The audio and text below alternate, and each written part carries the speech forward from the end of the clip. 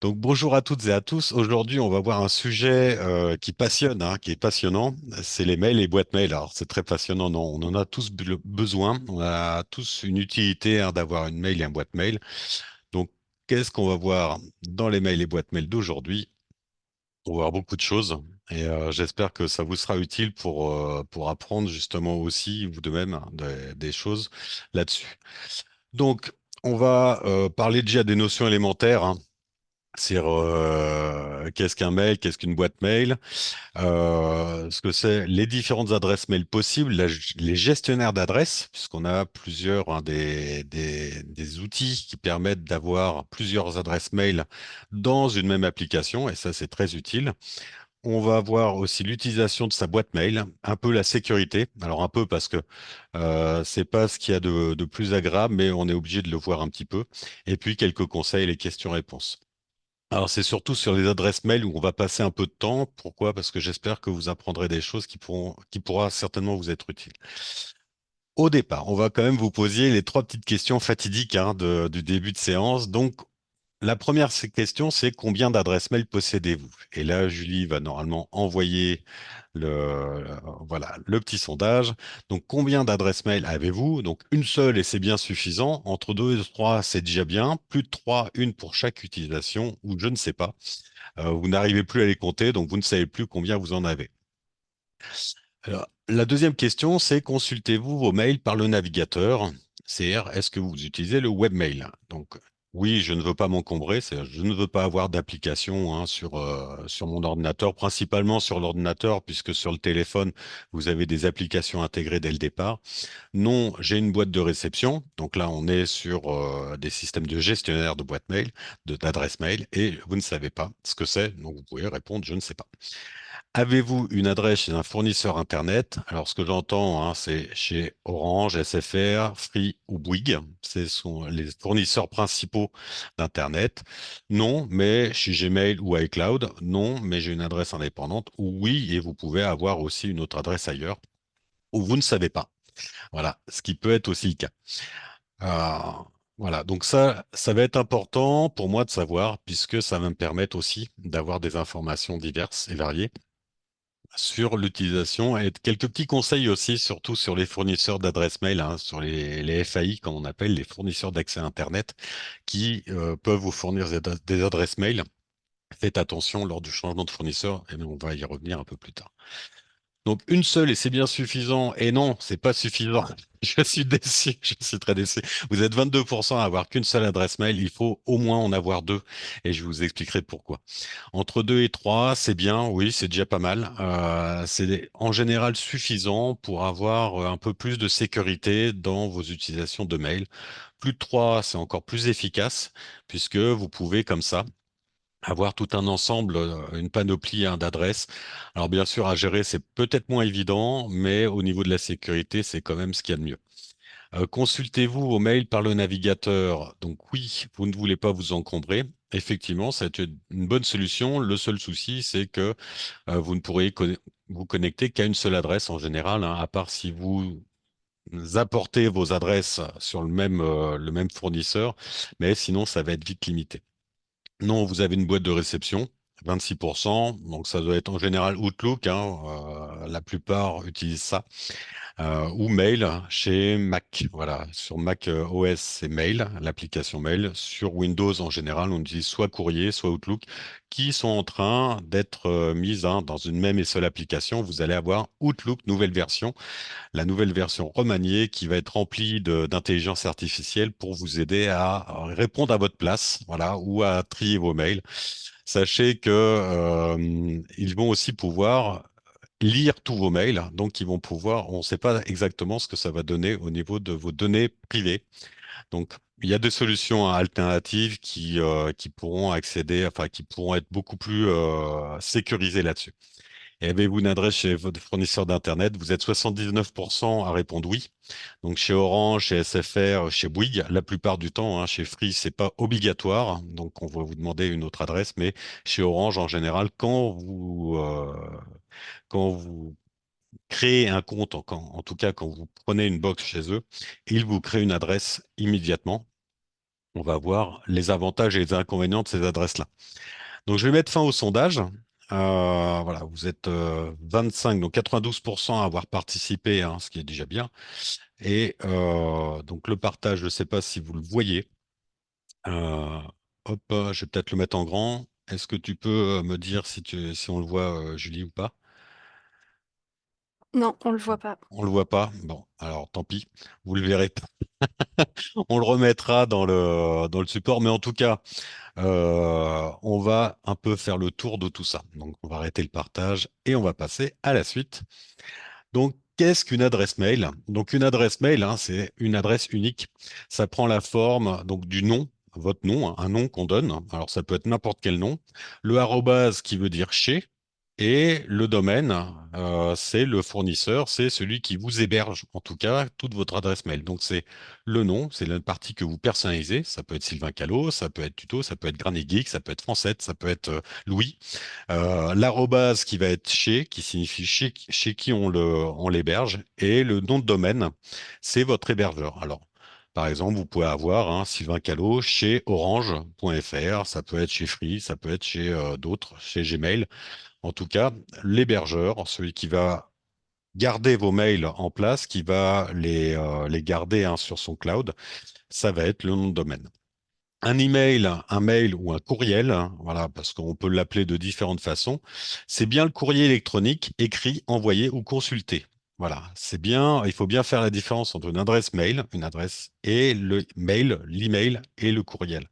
On va faire aussi une différence entre la boîte mail et la boîte de réception. Une boîte mail, ça va être l'espace de son support, ou le support distant. Le webmail, c'est une boîte qu'on va consulter, un peu comme votre boîte de, comment, une boîte mail, oui, c'est vraiment l'espace où on va pouvoir consulter, gérer ses mails, les lire, répondre et avoir déjà plusieurs adresses mail. Une boîte de réception, c'est l'espace dans cette boîte mail où on va recevoir tous ces mails, tous ces nouveaux mails.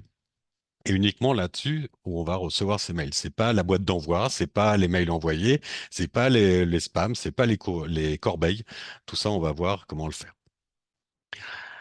Donc, une seule ou plusieurs. Alors, je vous conseille tout de suite de créer plusieurs adresses différentes avec des mots de passe forts.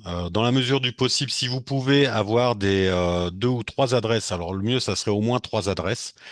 Donc, vous êtes assez nombreux à m'avoir dit trois. Si vous en avez plus, c'est encore mieux parce que vous allez pouvoir faire une adresse pour chaque utilisation et c'est ça qui est important. Si possible, activez la double authentification. La double authentification, c'est quoi? C'est quand vous allez vous connecter à une adresse mail comme ça, surtout quand vous vous connectez en ligne, ils vont vous demander de certifier que c'est bien vous, soit par un code, soit par une application qu'on a sur son téléphone, qui s'appelle Authenticator pour Google, pour Windows aussi, ça peut être ça. Vous avez des applications comme ça qui valide votre connexion à chaque fois que vous vous connectez. Alors c'est un peu embêtant parce qu'on est obligé de faire des efforts supplémentaires pour aller lire ces mails, mais en même temps, c'est ce qui vous sécurise le plus votre boîte mail. Votre boîte mail, c'est là où vous avez quand même le plus d'informations.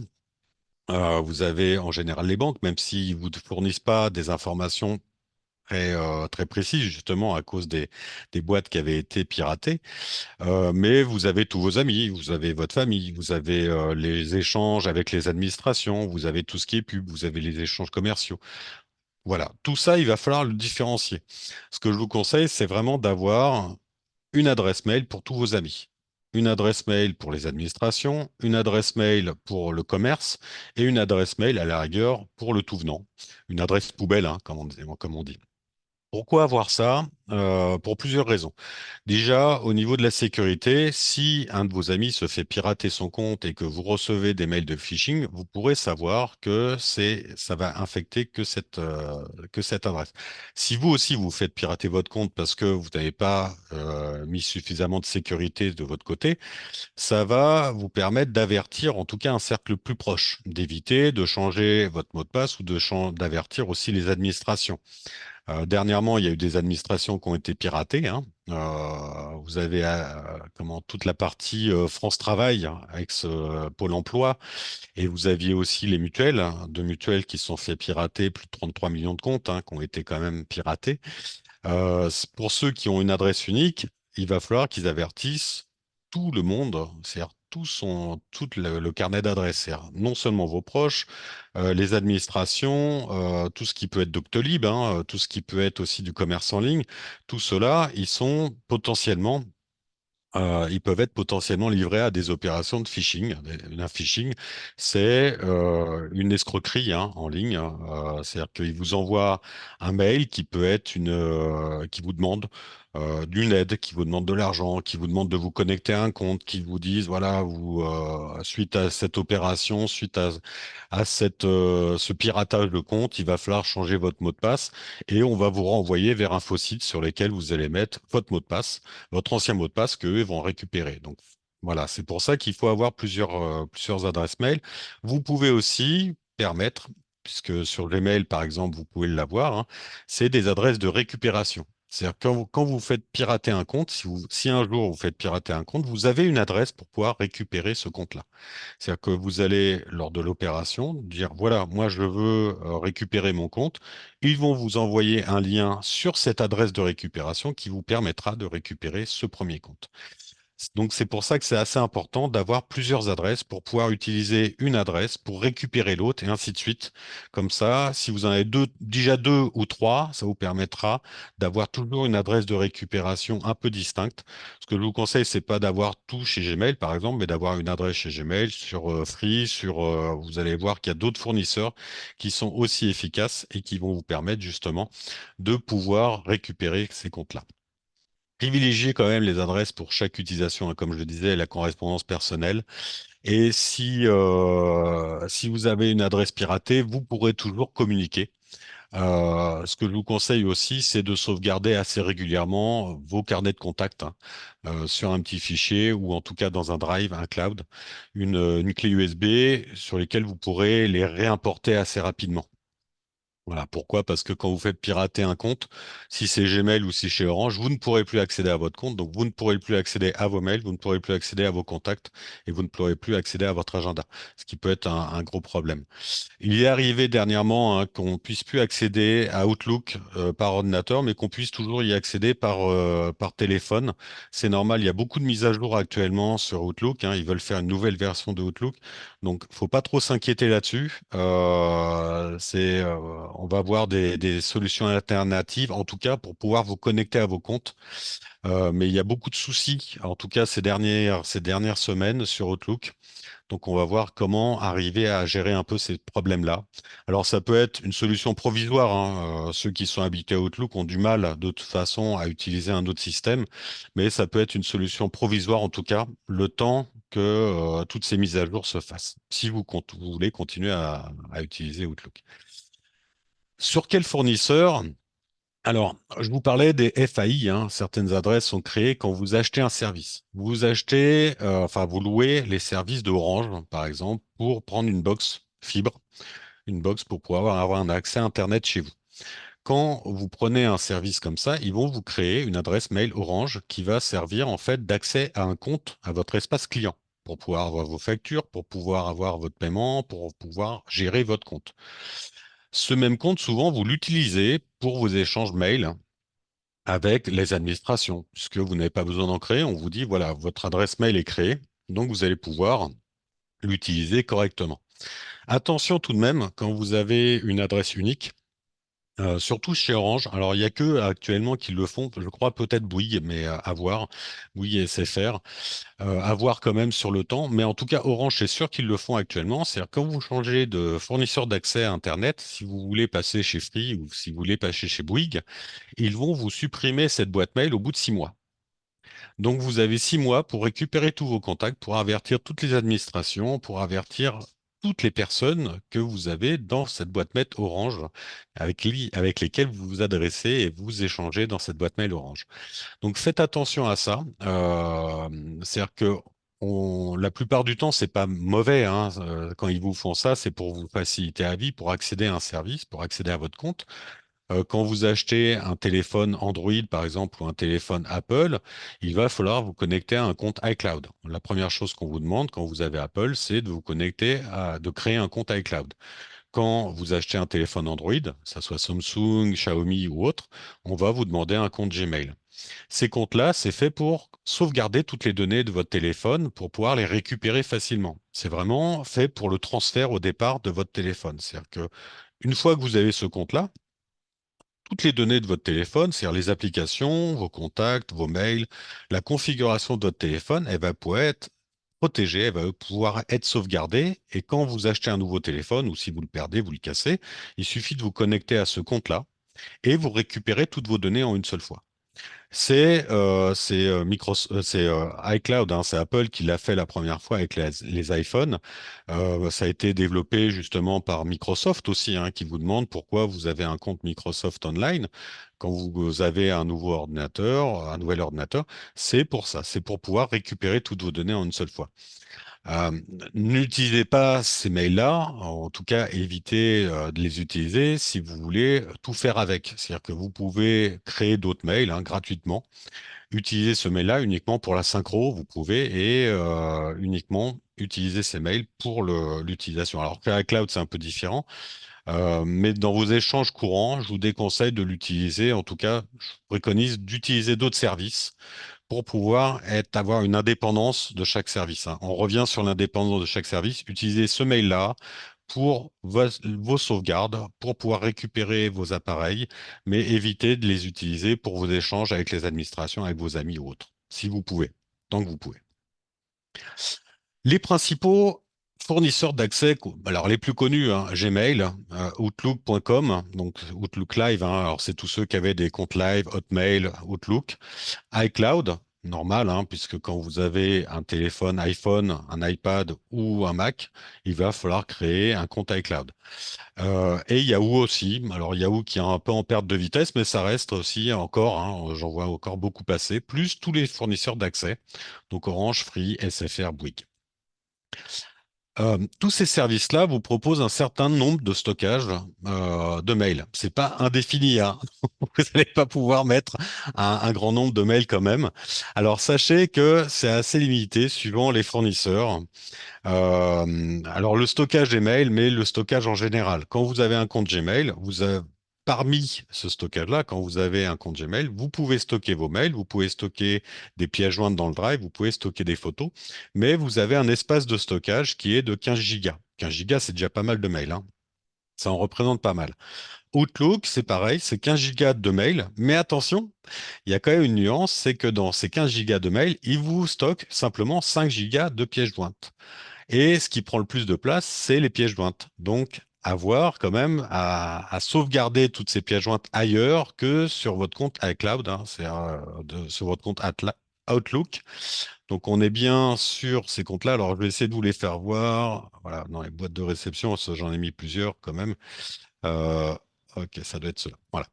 Donc là, on a bien un mail Orange. Mail Orange, hein, c'est 10 gigas qui peuvent être utilisés. Alors pour avoir, hein, vos espaces, vous avez toujours un petit espace comme ça de stockage. Sur Orange, c'est en bas à gauche. Donc là, c'est 10 gigas. C'est déjà pas mal, hein, mais voilà. Sur iCloud, là, c'est un peu différent. On a du mal à le trouver. Faut vraiment aller, il me semble que c'est là-dedans. Et voilà, récupération, votre espace de stockage iCloud. Vous voyez qu'il est ici. Donc voilà, et ça comprend le tout. Donc là, j'en ai pas beaucoup, mais on n'a que 5 gigas, hein. Et dans les mails, vous voyez que j'ai 138. Vous pouvez avoir la différence comme ça. Sur Free ou sur d'autres services, vous l'avez en haut à droite. Vous avez une petite barre, hein, juste sous votre nom. Si vous cliquez dessus, vous allez avoir l'espace de stockage. Alors, j'espère que vous le voyez bien. Je vais essayer de vous l'agrandir un peu.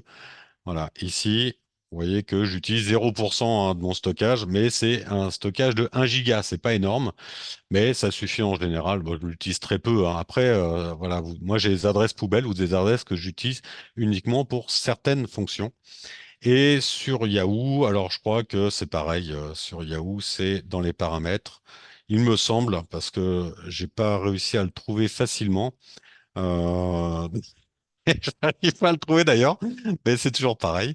Voilà, peut-être à autre paramètre. Voilà, il est tout en bas. Donc là, c'est 1 Tera de stockage, donc c'est pas mal, hein. 1 Tera, c'est 1000 gigas, ça fait déjà beaucoup pour stocker. C'est peut-être comme ça qu'ils vont essayer de récupérer, hein, parce qu'ils s'étaient fait pirater plusieurs fois leur base de données. Ça a l'air d'être un peu plus stable dernièrement. Donc pourquoi pas les réutiliser, mais vous voyez que c'est tout en bas à gauche dans paramètres. Donc tout ça, vous pouvez le retrouver dans toutes les boîtes, hein. En général. Sur Outlook, vous avez la même chose. Alors j'essaie de vous le trouver parce que j'ai mis plusieurs comptes. Voilà, sur Outlook, en fait, vous allez pareil, normalement, c'est dans les paramètres, il me semble.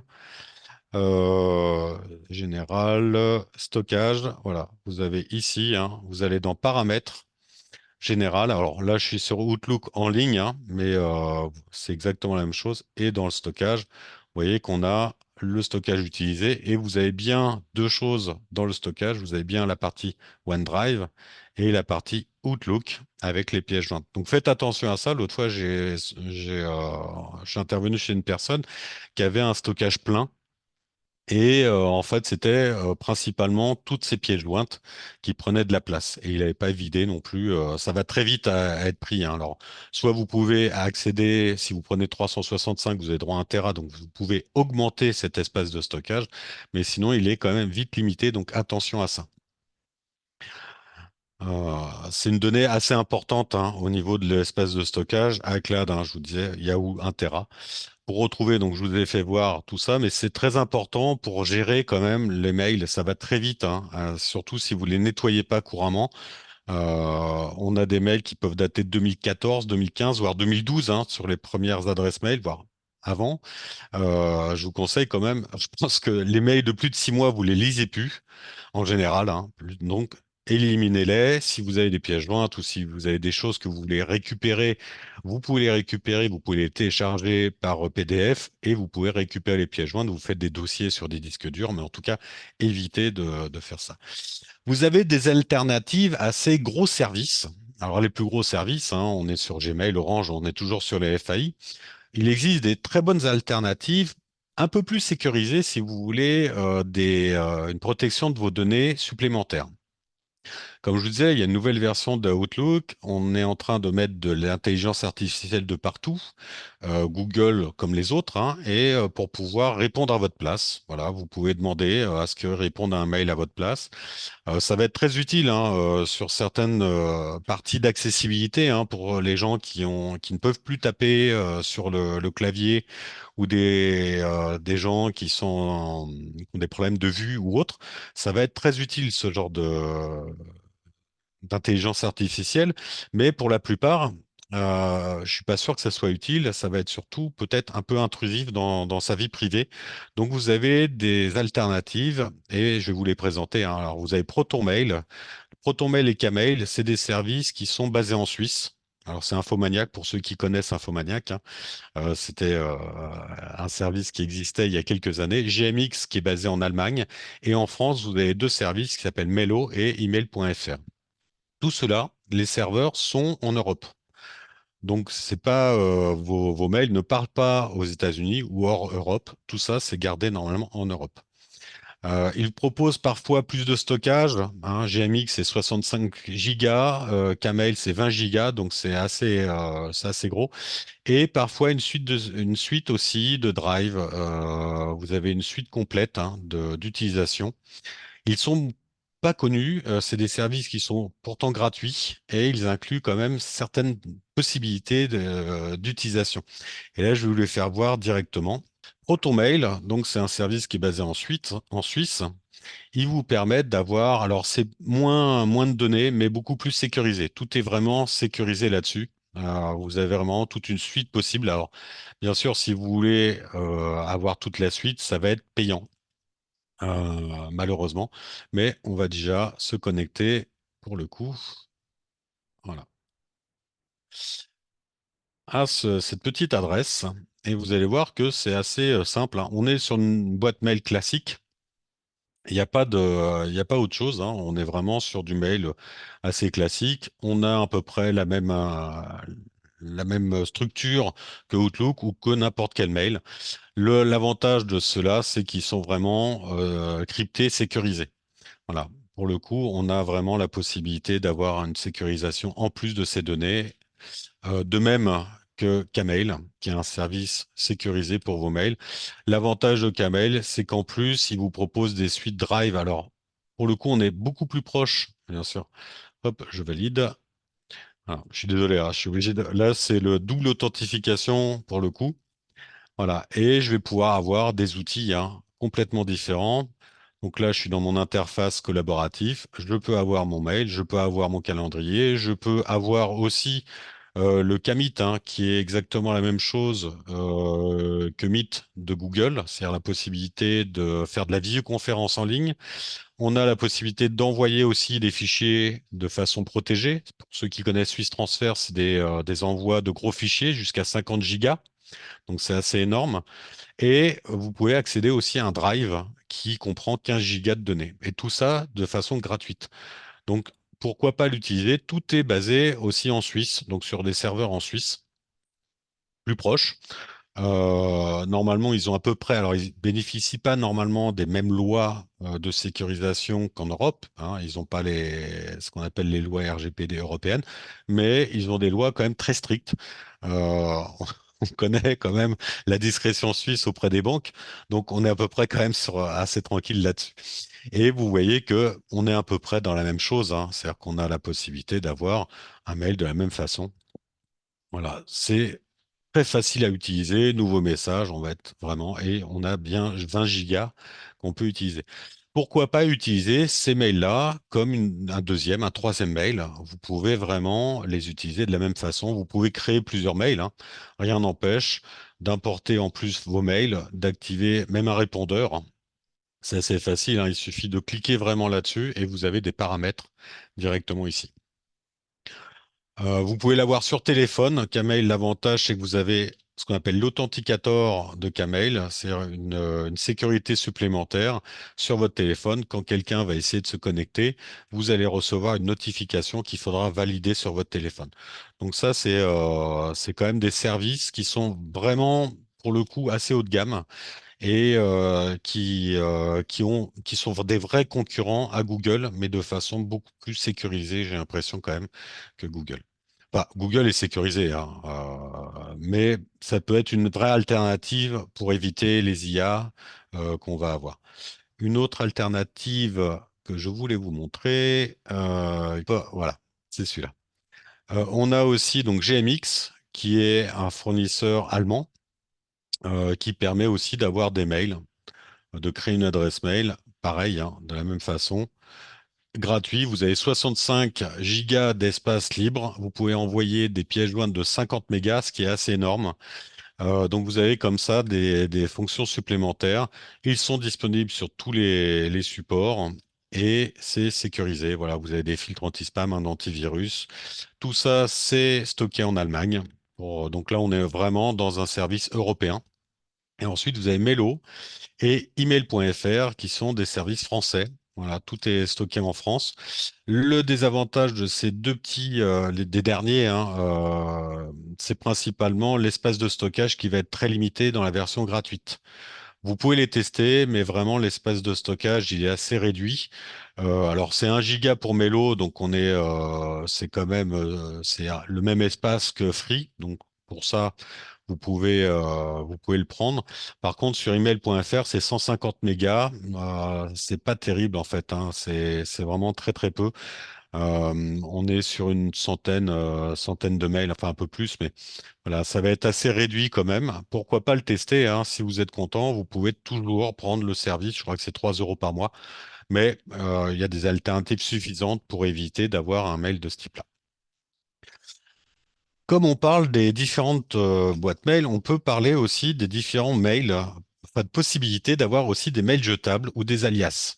Alors, des alias, en fait, ça peut permettre tout simplement, tout va arriver dans la même boîte mail, hein. C'est-à-dire que vous pouvez, par exemple, avoir votre adresse principale qui va être votre nom, l'arrobase et le nom de domaine.fr. D'accord? On va partir sur cette adresse principale. On va dire que pour le commerce, vous allez créer une adresse qui va être nom-commerce@nom-de-domaine.fr. Et puis pour les contacts ou pour autre chose, pour votre société, vous allez faire nom à tiret contact ou point contact, peu importe. Et vous allez pouvoir faire des caractères divers comme ça. Alors, toutes ces adresses-là, quand vous allez ce qu'on appelle un alias, en fait, ça va être une adresse que vous allez donner. Et même si ça arrive au même endroit, les personnes à qui vous donnez ce mail ne pourront pas connaître votre adresse principale.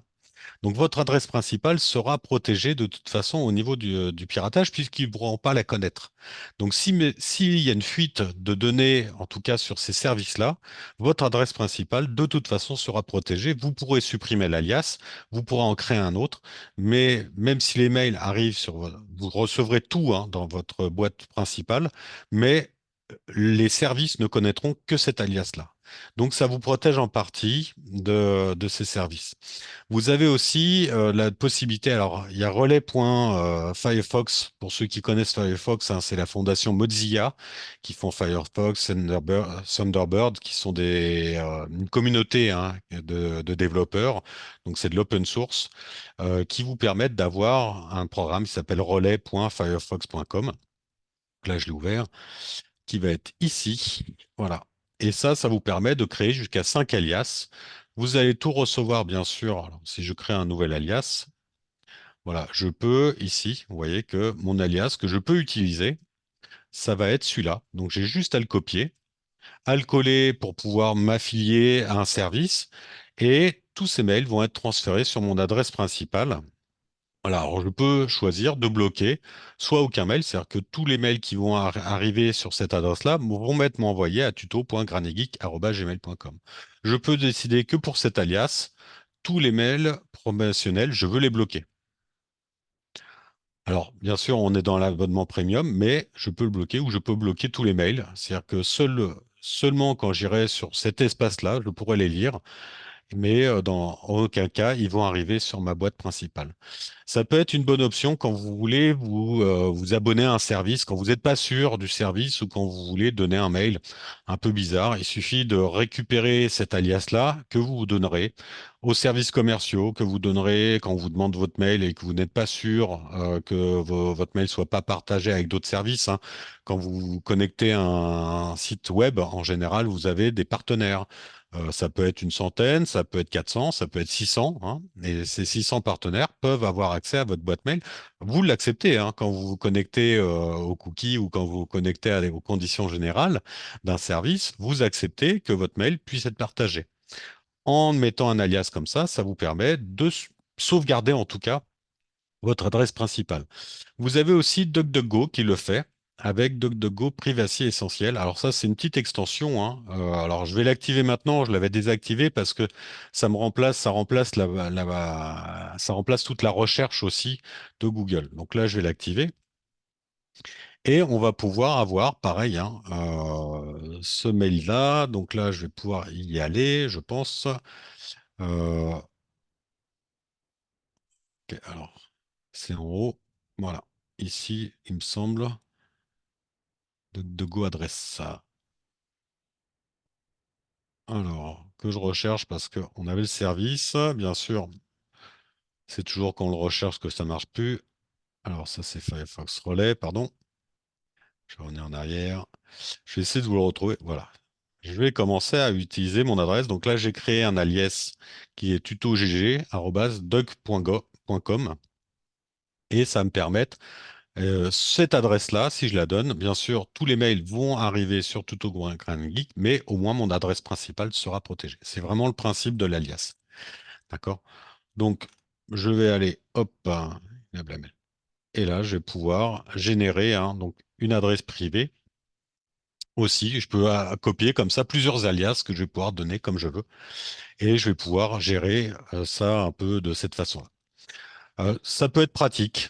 Ça peut être compliqué à utiliser, mais une fois que vous avez pris l'habitude, vous allez voir que c'est assez pratique. Vous avez aussi une autre façon qui est assez utile aussi, ce qu'on appelle les adresses poubelles ou les adresses jetables. Alors les adresses jetables, c'est un peu une autre façon d'utiliser. Ça va être des adresses temporaires. Quand vous allez vous connecter à un site, Alors, vous pouvez y accéder n'importe comment, hein, c'est gratuit. Et quand vous vous connectez à ce site, vous allez pouvoir générer une adresse provisoire. Cette adresse-là va être efficace tant que vous êtes connecté ou tant que vous êtes sur le site. Quand vous allez sortir du site, cette adresse va être automatiquement supprimée. Et donc, c'est vraiment utile quand vous voulez, par exemple, télécharger un document. Quand vous voulez vous connecter à un service, et puis vous, comme on dit, hein, vous n'êtes pas sûr, mais vous voulez plus avoir de traces après. Et ça, c'est vraiment une bonne option. Alors que je vous retrouve celui-là, voilà. Là, on en a plusieurs. On a theme.mail. Moi, celui que je préfère et qui est la plus ancien, c'est Yopmail. Voilà, il suffit de créer une adresse et puis on a bien une boîte de réception. On peut écrire, on peut recevoir et cette adresse-là, elle va être valable. Voilà, mail tuto, hein, arobase yopmail.com. Elle va être tuto et j'ai en plus un alias, donc je peux envoyer aussi cet alias hein, directement. Et cette boîte mail va être efficace tant que je suis connecté ou tant que ma page sera ouverte. À partir du moment où ma page, je vais la fermer, cette adresse sera supprimée et tout ce qu'il y a dedans, tout ce qu'il y a dans cette boîte sera supprimé aussi. Donc c'est là pour le coup, c'est vraiment une très bonne option si vous voulez utiliser une adresse, mais très très très très très provisoire. Faut pas hésiter à l'utiliser parce que tout ce qui aura accédé dedans, hein, de toute façon, seront supprimés après. Voilà. Vous avez aussi Tom.mail hein, qui vous propose hein, des adresses déjà créées. Vous pouvez ouvrir un historique, bien sûr. Vous pouvez créer aussi d'autres adresses. Voilà, vous pouvez rafraîchir. Et pareil, hein, vous allez recevoir des mails. Si je m'envoie un mail à cette adresse-là, on va le faire. Je vais envoyer un mail ici. Voilà, je vais créer un nouveau message. Je vais l'envoyer donc à cette adresse. Je mets test réception et je vais mettre pour inscription, comme ça, et je vais l'envoyer. Cette adresse-là, donc là j'étais bien sur celle-là, il me semble. Voilà. Pour l'instant, j'ai pas de message. Si je rafraîchis, je vais bientôt avoir normalement le message qui va arriver sur cette adresse. Bien sûr, il faut un peu de temps. C'est normal, hein, parce que c'est toujours pareil. Voilà. J'ai bien le mail qui m'est arrivé ici. Donc je peux le lire. Voilà. Je peux, alors là pour le coup, je ne peux pas y répondre, mais je peux le lire. Pour Yopmail, par contre, je pourrais y répondre de la même façon. Donc c'est vraiment uniquement pour pouvoir récupérer des messages assez rapidement, mais il ne me semble pas que je puisse lire, enfin répondre à ce mail-là, mais je peux de toute façon les recevoir assez facilement. D'accord? Donc ça, c'est vraiment une adresse possible et jetable. Vous avez aussi un autre service qui s'appelle Momal, voilà, une adresse mal, et qui va vous permettre d'avoir exactement la même chose. Vous voyez qu'on a quand même plusieurs utilisateurs, hein, plusieurs millions d'utilisateurs et plusieurs millions de messages aussi qui transitent par ces services-là. Ça, c'est vraiment pour vous protéger, hein, en plus lors des inscriptions pour éviter de partager votre adresse. Pour avoir tous ces mails-là, quand vous avez plusieurs adresses mail, vous avez effectivement la possibilité d'aller directement sur le navigateur Internet, c'est-à-dire webmail. Et là, vous allez sur les services, hein, comme on l'a vu, c'est-à-dire chez Orange, chez SFR, vous allez directement sur sfr.fr, sur orange.fr ou .com, vous allez sur Outlook.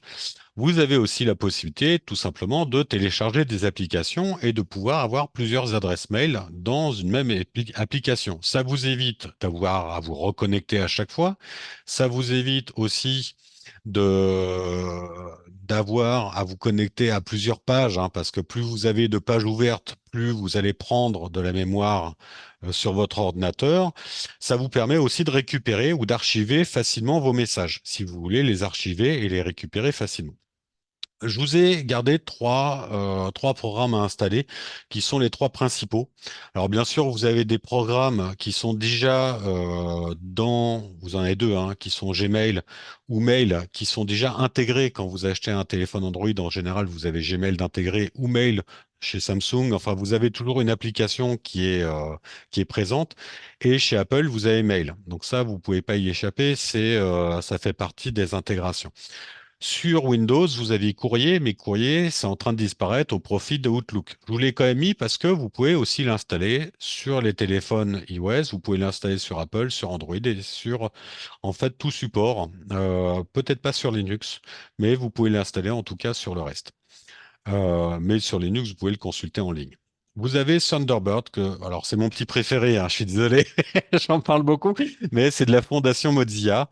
On a dépanné deux, trois personnes comme ça qui avaient des problèmes. Sachez qu'il y a les anciennes versions actuellement d'Apple, ça va jusqu'à Sierra. Alors là, j'ai une personne de Mojave qui avait encore une version Mojave, une version de High Sierra qui ne peuvent plus accéder à leur mail, qui ne peuvent plus accéder à Internet.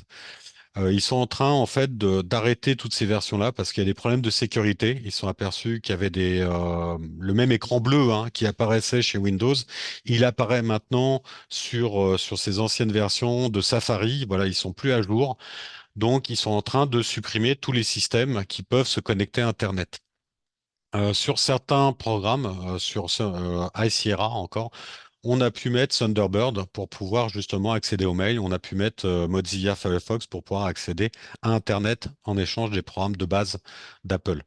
Thunderbird, c'est mon préféré. Je vais vous le montrer, hein, tout simplement. Voilà. Alors, je vous cache un peu mes adresses mail, mais vous voyez que tout ça, alors j'en ai plusieurs, hein, il me semble que j'en ai une dizaine, facile. C'est une interface qui est plutôt facile à utiliser. Vous voyez on a plusieurs adresses comme ça. Je peux avoir tout mon courrier en une seule fois.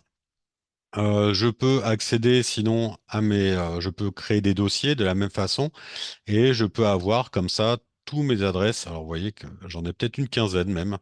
Ça peut être des adresses, alors là principalement professionnelles. Vous voyez que tout ce qui est à gauche avec la petite enveloppe bleue, c'est des adresses professionnelles à chaque fois. Donc c'est chaque fois que je vais avoir un compte différent. Et je peux avoir des classements. Voilà, ici j'ai mes adresses non lues, je mets spam hein, aussi. Voilà, ça c'est tous les spams que je peux avoir. Je trouve que l'interface, alors là, effectivement, pour vous, ça vous parle pas trop parce qu'il est très noir, mais c'est une interface qui est assez facile. J'ai mon agenda, j'ai mes contacts, je vais avoir comme ça tout les mêmes choses. L'avantage de Thunderbird, c'est qu'on peut mettre n'importe quelle adresse mail. C'est-à-dire qu'on peut mettre de l'Apple, du Google, de Outlook, de tout ce que vous avez. Là, j'ai du Free, j'ai du Gmail. Tout va arriver au même endroit. Je peux avoir tous mes mails non lus dans une même application. C'est-à-dire que là, je sais que j'ai 28 mails qui sont arrivés, que j'ai pas encore lus. C'est-à-dire que je vais avoir toutes mes boîtes de réception qui vont être au même endroit aussi. L'avantage aussi, c'est qu'on a un super espace de recherche. Voilà, il suffit de taper, je vais mettre Happy Visio par exemple, et je vais pouvoir avoir tous les adresses, ce que ça concerne, voilà, sur Happy Visio ou sur tous les mails que j'ai reçus qui contiennent Happy, voilà, avec les différentes périodes pour pouvoir les retrouver. Donc on a non seulement les adresses, c'est-à-dire qu'on peut choisir de qui ça vient ou à qui je l'ai envoyé, de quel compte aussi ça peut apparaître, et puis surtout à quelle période j'ai communiqué avec eux. Donc ça, c'est très pratique. Ça s'ouvre dans des onglets, donc on peut avoir plusieurs onglets comme ça d'ouverts. C'est assez facile et c'est gratuit. Donc autant en profiter. Ça vous permet d'archiver hein, complètement. Alors faites attention, ça prend de la place quand même sur votre disque dur, mais c'est très utile. Alors, pour vous les faire voir, je vous ai sélectionné trois adresses, voilà, qui sont donc, vous avez bien sûr Outlook, on peut bénéficier partout. Je ne sais pas par contre sur Linux, mais il me semble pas. Thunderbird, sur lequel vous pouvez le mettre sur Windows, Linux ou à Mac. Voilà, ça peut être très utile. Si vous voyez que vous avez des difficultés à vous connecter à un service, n'hésitez pas à le télécharger. Comme c'est gratuit, c'est très facile à configurer et tester avec une configuration autre. Outlook, on a eu le même problème, hein. Donc on a mis Thunderbird sur certains postes et ça a fonctionné tout de suite. Vous avez une alternative aussi parce que Thunderbird n'est pas pour l'instant, en tout cas, n'est pas accessible depuis un téléphone. Donc, pour un téléphone, vous avez aussi Blue Mail qui existe sur tous les supports normalement. il me semble. Voilà. Vous pouvez le tester donc sur Mac, sur iOS, sur Android, même pour les téléphones Huawei, pour tous les systèmes d'exploitation. Vous voyez qu'il existe. Et Bluemail, c'est aussi un service qui est très simple d'utilisation, qui ressemble beaucoup à Outlook. Voilà, vous avez vraiment la même chose. Euh, il y a simplement dans les paramètres, il faut faire attention. Dans les paramètres, quand vous vous connectez la première fois à Bluemail, vous avez un paramètre qui peut être important, c'est soit il va vous télécharger ou aller vous chercher les mails les plus récents. C'est-à-dire vous pouvez choisir la période sur laquelle vous voulez avoir les derniers mails. Ça peut être 2, 4 mois ou illimité. À vous de voir ce que vous voulez télécharger. Bien sûr, si vous avez des milliers et des milliers de mails, faites attention quand même quand vous mettez illimité parce que pendant un bon moment, ça va ramer pour aller chercher tous les mails qui sont sur les serveurs et les différents serveurs. Sachez que tous vos mails, pour la plupart, ne sont pas sur vos ordinateurs. Ils sont toujours sur des serveurs distants. C'est-à-dire que chez Gmail, quand vous allez lire vos mails sur Gmail, par exemple, vous allez vous connecter au serveur distant qui est peut-être aux États-Unis ou en Irlande, où tous vos mails sont stockés. C'est-à-dire que vous utilisez le cloud de toute façon à tout moment quand vous allez lire vos mails, quand vous allez lire iCloud, vos mails iCloud, quand vous allez lire Outlook, quand vous allez lire en fait n'importe quel mail, tout est stocké à distance. Voilà, sachez-le. Ces interfaces, hein, tout ce qui est interface webmail ou même ces programmes, vous permettent simplement d'avoir une interface de lecture et de réponse et de tri à la rigueur, mais vos mails ne seront pas stockés chez vous quoi qu'il arrive. À part si vous utilisez POP, mais je vous le déconseille fortement parce que c'est vraiment des paramètres maintenant qu'on n'utilise plus. Au niveau de la sécurité, c'est pas le top. En tout cas, ces interfaces sont quand même très similaires. Ils peuvent être personnalisables, vraiment hein, très personnalisables. N'hésitez pas à tester. On a aussi personnalisé Gmail hein, de la même façon.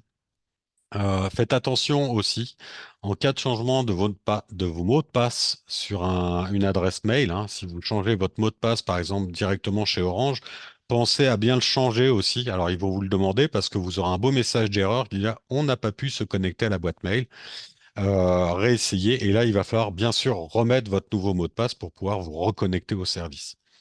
Ça peut être la seule contrainte hein, de ces applications, mais ces gestionnaires vous permettent de vous simplifier en tout cas dans l'utilisation de vos mails. Si vous préconisez d'avoir plusieurs adresses mail, bah, et effectivement, je vous conseillerais d'avoir un gestionnaire d'adresses mail comme ça, de ce type-là, un gestionnaire de mail, pour pouvoir lire tous vos mails dans un seul et même support. C'est quand même beaucoup plus pratique. On va passer maintenant à l'utilisation même de sa boîte mail et les différentes parties d'une boîte mail. Alors, on va retrouver les mêmes parties partout, quelle que soit la boîte mail, hein. En tout cas, les parties principales, ça va être la boîte de réception, les mails envoyés, les brouillons, les spams et les indésirables qu'on n'aime pas beaucoup, et puis la corbeille qu'il faut penser à vider de temps en temps. Alors, l'avantage quand même sur les corbeilles maintenant, sachez que la plupart des services vous vident la corbeille au bout de 30 jours. Donc même si vous avez beaucoup de mails, ça vous vide aussi les spams au bout de 30 jours. Donc vous êtes relativement tranquille là-dessus. En attendant, quel que soit le service que vous allez prendre, hein, si je vais sur n'importe quel service, alors bien sûr celui-là j'en ai plus besoin, mais je vais aller sur mes services. Allez, on va prendre celui-là, peu importe. Non, c'est pas celui-là que je veux en plus. On va prendre l'accueil, voilà, ici. D'accord. Je prends Gmail pour un premier exemple. On va avoir donc ma boîte de réception. Alors bien sûr, ici, vous l'ont mis différent. À vous de le classer comme vous voulez. Vous avez un petit plus ici. D'accord. Pour ceux qui ne connaissent pas, je vais vous le mettre en plus gros. Vous avez un petit plus de ce côté-là. Si vous y allez, vous voyez que vous avez différents types aussi de classement. Rien ne vous empêche de prendre, par exemple, la corbeille que j'ai envie de remonter hein, au-dessus du plus. Voilà. Alors bien sûr, il suffit que je le fasse pour que ça ne fonctionne pas, ce qui est normal hein, en général. Voilà. Et j'ai bien remonté. Le brouillon, je ne le veux pas en haut, mais je le veux en dessous. Il suffit de le glisser vers le sous le moins et vous allez pouvoir régler ça comme vous voulez. Voilà, les spams, je les veux au-dessus. Il suffit que je glisse comme ça. Vous voyez, j'ai une petite main et je vais pouvoir voir mon dossier spam ici. Donc, je vais avoir mes messages, ma boîte de réception. Ici, mes messages suivis ou en attente d'envoi. Mes messages envoyés, ceux-là, je les veux plus haut. Il suffit que je les monte et je vais pouvoir comme ça classer ma boîte un peu comme je veux. C'est déjà une première utilité. Si je vais sur notre boîte, Voilà, je vais vous faire voir une autre boîte, hein. On va aller sur, hop, alors, pas ici, pardon. Hop, on va revoir la même chose, hein. Ici, j'ai bien ma boîte de réception, j'ai bien mes brouillons, mes messages envoyés, mes spams et ma corbeille, plus une archive. Voilà, on reste quand même dans les mêmes configurations, quelle que soit la boîte. Je peux vous voir Proton, c'est pareil, hein. On est boîte de réception, brouillon, envoyé, favori. Pour ceux qui ont aussi Yahoo, on va retrouver sur la même chose. Voilà, on a bien la boîte de réception, on a bien les spams, les messages envoyés, où vous pouvez retrouver tous vos messages envoyés, et ainsi de suite. Orange, pareil. Hein, on a la boîte de réception, les brouillons envoyés. Enfin, je ne vais pas vous refaire la chose, mais on a exactement la même chose. C'est-à-dire, dans la boîte de réception, c'est là où vous recevez vos mails. Les brouillons, c'est ce que vous voulez mettre en attente. C'est une possibilité, comme vous faites un brouillon, hein, les mails, c'est exactement la même chose qu'un courrier qu'on va faire. Je commence mon brouillon, j'ai pas le temps de le finir. Je commence une réponse, il va s'enregistrer dans les brouillons. Vous pouvez le reprendre dans les brouillons, hein. Souvent, vous allez avoir plein de brouillons. Vérifiez dans votre boîte mail brouillon si vous n'avez pas plusieurs brouillons. Pourquoi? Parce qu'à chaque fois que vous commencez un mail, il va être enregistré automatiquement dans le brouillon tant que vous ne l'avez pas envoyé. Les mails envoyés, ils vont apparaître dans tous vos mails envoyés. Ça vous permet de faire une recherche aussi, et les spams et la corbeille, bien sûr, qui vont apparaître en dessous. Vous pouvez aussi créer, et ça on va le voir après, des dossiers, ce qui va être utile. Attention tout de même dans les dossiers ou les libellés, c'est pas exactement la même chose et faites attention à ce que vous faites. C'est pas les dossiers que vous avez sur l'explorateur de fichiers. Un dossier que vous avez dans votre ordinateur, vous le gardez quand vous déplacez un fichier ou un document ou un dossier dans ce dossier-là, il va rester. Un libellé ou un dossier sur une boîte mail, c'est une étiquette qu'on va apposer. C'est-à-dire qu'on va dire, voilà, ce mail-là, je vais vous le faire voir, hein. Ce mail-là, je veux lui apposer une étiquette. C'est comme un pot de confiture, hein. On peut avoir le même pot, mais on va avoir confiture de fraises, confiture de framboise. On va être à peu près dans la même façon de penser.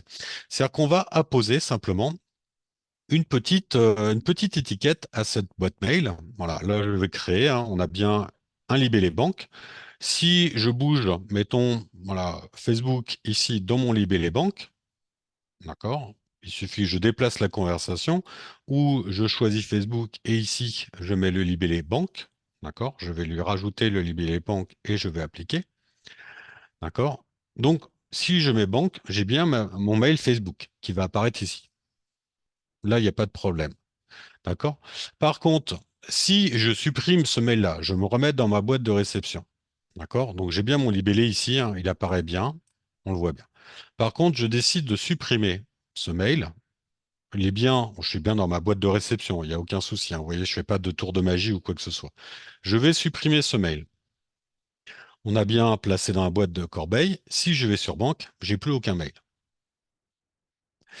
Ça veut dire qu'on appose simplement une étiquette, un classement pour pouvoir les retrouver plus facilement. Mais je n'aurais pas déplacé le mail dans ce dossier-là. C'est-à-dire que si je supprime un mail, de mon dossier de réception, de messages envoyés, de tous les messages. Voilà, ici j'ai un dossier avec tous les messages. Si je supprime ce mail de tous les messages, il va me le supprimer aussi de la catégorie dans laquelle je l'ai mis, de mon libellé dans laquelle j'ai mis, de mon dossier dans lequel je l'ai placé. Voilà, donc faites attention à ça. Un dossier que vous créez sur votre boîte de réception, ou en tout cas dans votre boîte mail, n'est pas forcément un dossier de tri comme vous auriez sur votre ordinateur ou sur votre téléphone. On ne garde pas les fichiers là-dedans. On les a simplement pour les retrouver plus facilement. On va apposer une étiquette. On est bien dans cette optique-là quand vous utilisez des dossiers sur Gmail ou sur d'autres services. Alors pour gérer vos dossiers, par contre, c'est assez simple, hein. Vous pouvez créer donc ici des libellés. On va le voir sur Gmail, mais on va le voir aussi sur d'autres, hein. Il suffit que je rentre le nom d'un libellé. Donc là, par exemple, ça va être, on va mettre administration. Voilà, parce que j'ai envie de classer mon administration. Et je peux l'imbriquer ailleurs, c'est-à-dire que je peux le classer, par exemple, en tant que sous-dossier. Là, je vais le classer comme ça. Je vais le mettre à administration. Donc, on a bien ce petit libellé qui s'est créé sur le côté, hein, cette petite étiquette. D'ailleurs, il a une forme d'étiquette, il n'a pas une forme de dossier, hein. Et je vais pouvoir aussi lui changer de couleur. Voilà, j'ai envie qu'il soit orange pour mieux le repérer. Ça va me permettre de l'avoir en orange. Pourquoi cette petite couleur? Parce que si j'ai envie, par exemple, de mettre un libellé dans celui-là, voilà, je vais aller prendre celui-là, je vais lui mettre le petit libellé orange, je vais lui enlever de notification et je vais l'appliquer. Quand je retourne sur tous mes messages, normalement, si tout va bien, hein, parce que j'ai toujours des soucis là-dessus, bien sûr, il apparaît pas pour l'instant, parce que je l'ai pas mis dans l'administration. Je l'ai mis peut-être dans banque. Oui, parce que je me suis trompé de libellé, voilà. Je vais le remettre, je vais l'enlever d'administration, de banque, et je vais aller en chercher un autre, tout simplement parce que je me trompe, comme d'habitude. Voilà, pour inscription, celui-là, ah bah, vous voyez que je l'ai reçu d'ailleurs, hein, le petit mail que j'avais mis sur mon tuto.grannygeek. Voilà, je vais lui mettre un petit libellé, donc administration, et je vais appliquer. Vous voyez que ici, j'ai la couleur orange qui me permet de le repérer plus facilement. Donc en fait, les couleurs, ça me permet simplement de repérer plus facilement dans ma boîte de réception ou dans tous les messages, puisqu'il doit être assez vieux. Non, pourtant. Alors, où c'est? Je l'ai. Voilà, tous les messages. Voilà. J'ai bien mon message ici, administration, qui apparaît très clairement. Donc c'est vraiment fait pour repérer un message très rapidement dans une boîte de réception, dans un endroit, pour pouvoir repérer. Et si je clique ici, hein, je vais pouvoir accéder directement, il me semble, hein. Non, bah, c'est pas le cas. Mais ici, je vais pouvoir retrouver effectivement tous les mails qui sont en rapport avec l'administration. Je décide de créer un nouveau emailé, par exemple banque, hein, pas banque, mais je vais appeler impôt. Voilà, impôt que je vais mettre dans l'administration, puisque ça fait partie des administrations. Quand vous créez comme ça, il suffit d'un briquet et vous allez sélectionner ce qu'on appelle un libellé parent. Hein, les parents, les enfants, on est dans une même architecture, et je vais le mettre dans l'administration et je vais créer. Ici, vous voyez que mon mail, c'est bien l'impôt, et a bien été créé dans le dossier administration, enfin dans le libellé administration. Ça me permet comme ça de pouvoir classer, de pouvoir retrouver plus facilement un tri dans ma boîte de réception. Mais ça va être qu'un tri, hein. Voilà. Je vous le montre avec Orange. Alors, on va le faire chez Orange, par exemple. Ici, j'ai bien mes dossiers. Il suffit que je crée mon dossier. Et on a bien aussi, pareil, hein, dans mes dossiers, mais je pourrais l'imbriquer dans ailleurs. Donc, on va refaire la même chose, hein. Je vais faire administration ici, que je vais créer dans mes dossiers. Donc j'ai bien mon dossier maintenant administration qui est apparu sur la gauche. Voilà, je vous le mets en plus gros. J'ai bien mon dossier administration. Je vais recréer un nouveau dossier dans ce dossier-là, enfin, ou ce nouveau libellé, et je vais mettre impôt de la même façon, hein. Et celui-là, je vais mettre dans le dossier administration. Je valide et je vais bien avoir mon dossier impôt, enfin mon libellé impôt dans ce dossier administration. Ça vous permet comme ça de classer les mails qui sont importants pour vous, de mettre en tout cas de garder sous le coude, hein, bien sûr. Si vous les supprimez partout, je le rappelle. Mais en tout cas, si vous voulez les classer dans votre boîte de réception, vous pourrez les classer dans votre boîte de réception. Et tous les systèmes actuellement le font. Je ne connais pas, j'ai pas de système à vous proposer qui ne le fasse pas actuellement. Vous allez ici, vous avez pareil, les mêmes, comment, si vous allez sur Free, vous avez exactement les mêmes libellés. Si vous allez sur Yahoo, vous avez aussi la possibilité de créer des nouveaux dossiers, hein, ils sont toujours là, hein, vous avez de nouveaux dossiers. On est exactement sur les mêmes typologies, hein, ils apparaissent tous de la même façon. Si vous savez gérer un mail, vous pourrez gérer tous les mails. Enfin, une boîte mail, ça ressemble, c'est exactement la même chose, c'est comme une voiture. Vous avez un volant, vous avez la boîte de vitesse, alors que ça soit une vitesse manuelle ou automatique, mais vous aurez les pédales au même endroit, hein, à part si vous conduisez en Angleterre. Mais sinon, toutes les voitures en France se ressembleront de la même façon. Vous aurez quatre roues pour pouvoir rouler, vous aurez deux sièges, voilà. En tout cas, vous aurez exactement la même chose. Donc faites attention à ça au niveau des libellés, de la gestion des dossiers, faites attention. Vous pouvez aussi créer une règle de filtrage. Alors, créer une règle, l'utilité, c'est que ça va vous rediriger un mail que vous recevez directement dans un dossier ou dans un libellé. Ça peut être utile.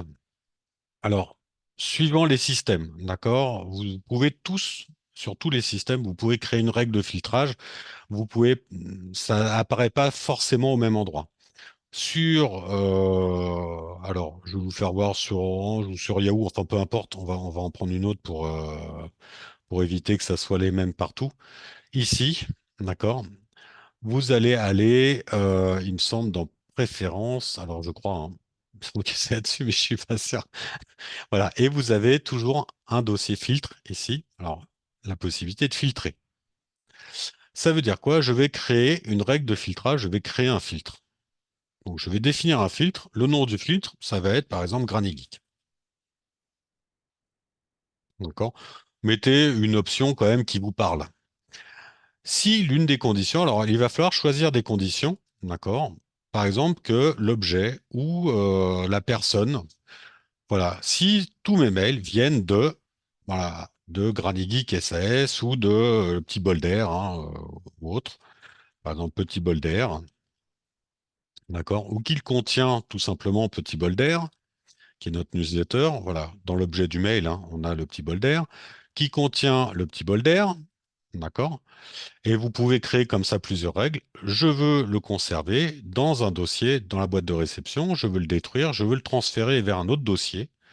Je veux mettre un libellé. Alors, je vous le fais voir en plus grand. Voilà. Je veux lui mettre un libellé avec. Je veux le marquer comme lu directement. Et vous pouvez comme ça dire, voilà, je vais le transférer vers un dossier et je vais pouvoir choisir mon dossier test, par exemple, et je vais mettre OK. Ici, je vais mettre OK. Ça veut dire que tous les mails qui auront comme objet, alors petit bol d'air ou qui contiendront tout simplement, voilà, dont l'objet contient, on va dire PBA, hein, bon, je vais mettre PBA ou peu importe, d'accord? Et je peux créer comme ça plusieurs règles, dont la pièce jointe va être ceci, si vous attendez des choses, hein. Mais en tout cas, là, si mon objet, c'est-à-dire l'objet du mail, c'est le titre hein, du mail. Contient PBA, par exemple. Je veux que tous ces mails-là soient transférés directement à test. Alors, je vous montre ce système de filtre. Pourquoi? Parce que ça peut être très utile aussi pour les spams. Quand vous recevez beaucoup de filtres, hein, de spam ou de choses Facebook ou d'ailleurs, et puis que vous voulez filtrer que voilà, toutes les mails de telle personne, ça arrive directement dans ce dossier-là ou dans ce libellé-là, ça peut être utile de le faire automatiquement. Il suffit de cliquer sur OK et j'ai bien mon filtre actif, hein. Vous voyez que j'en ai deux. J'ai un filtre spam et j'ai un filtre Granny Geek qui apparaît.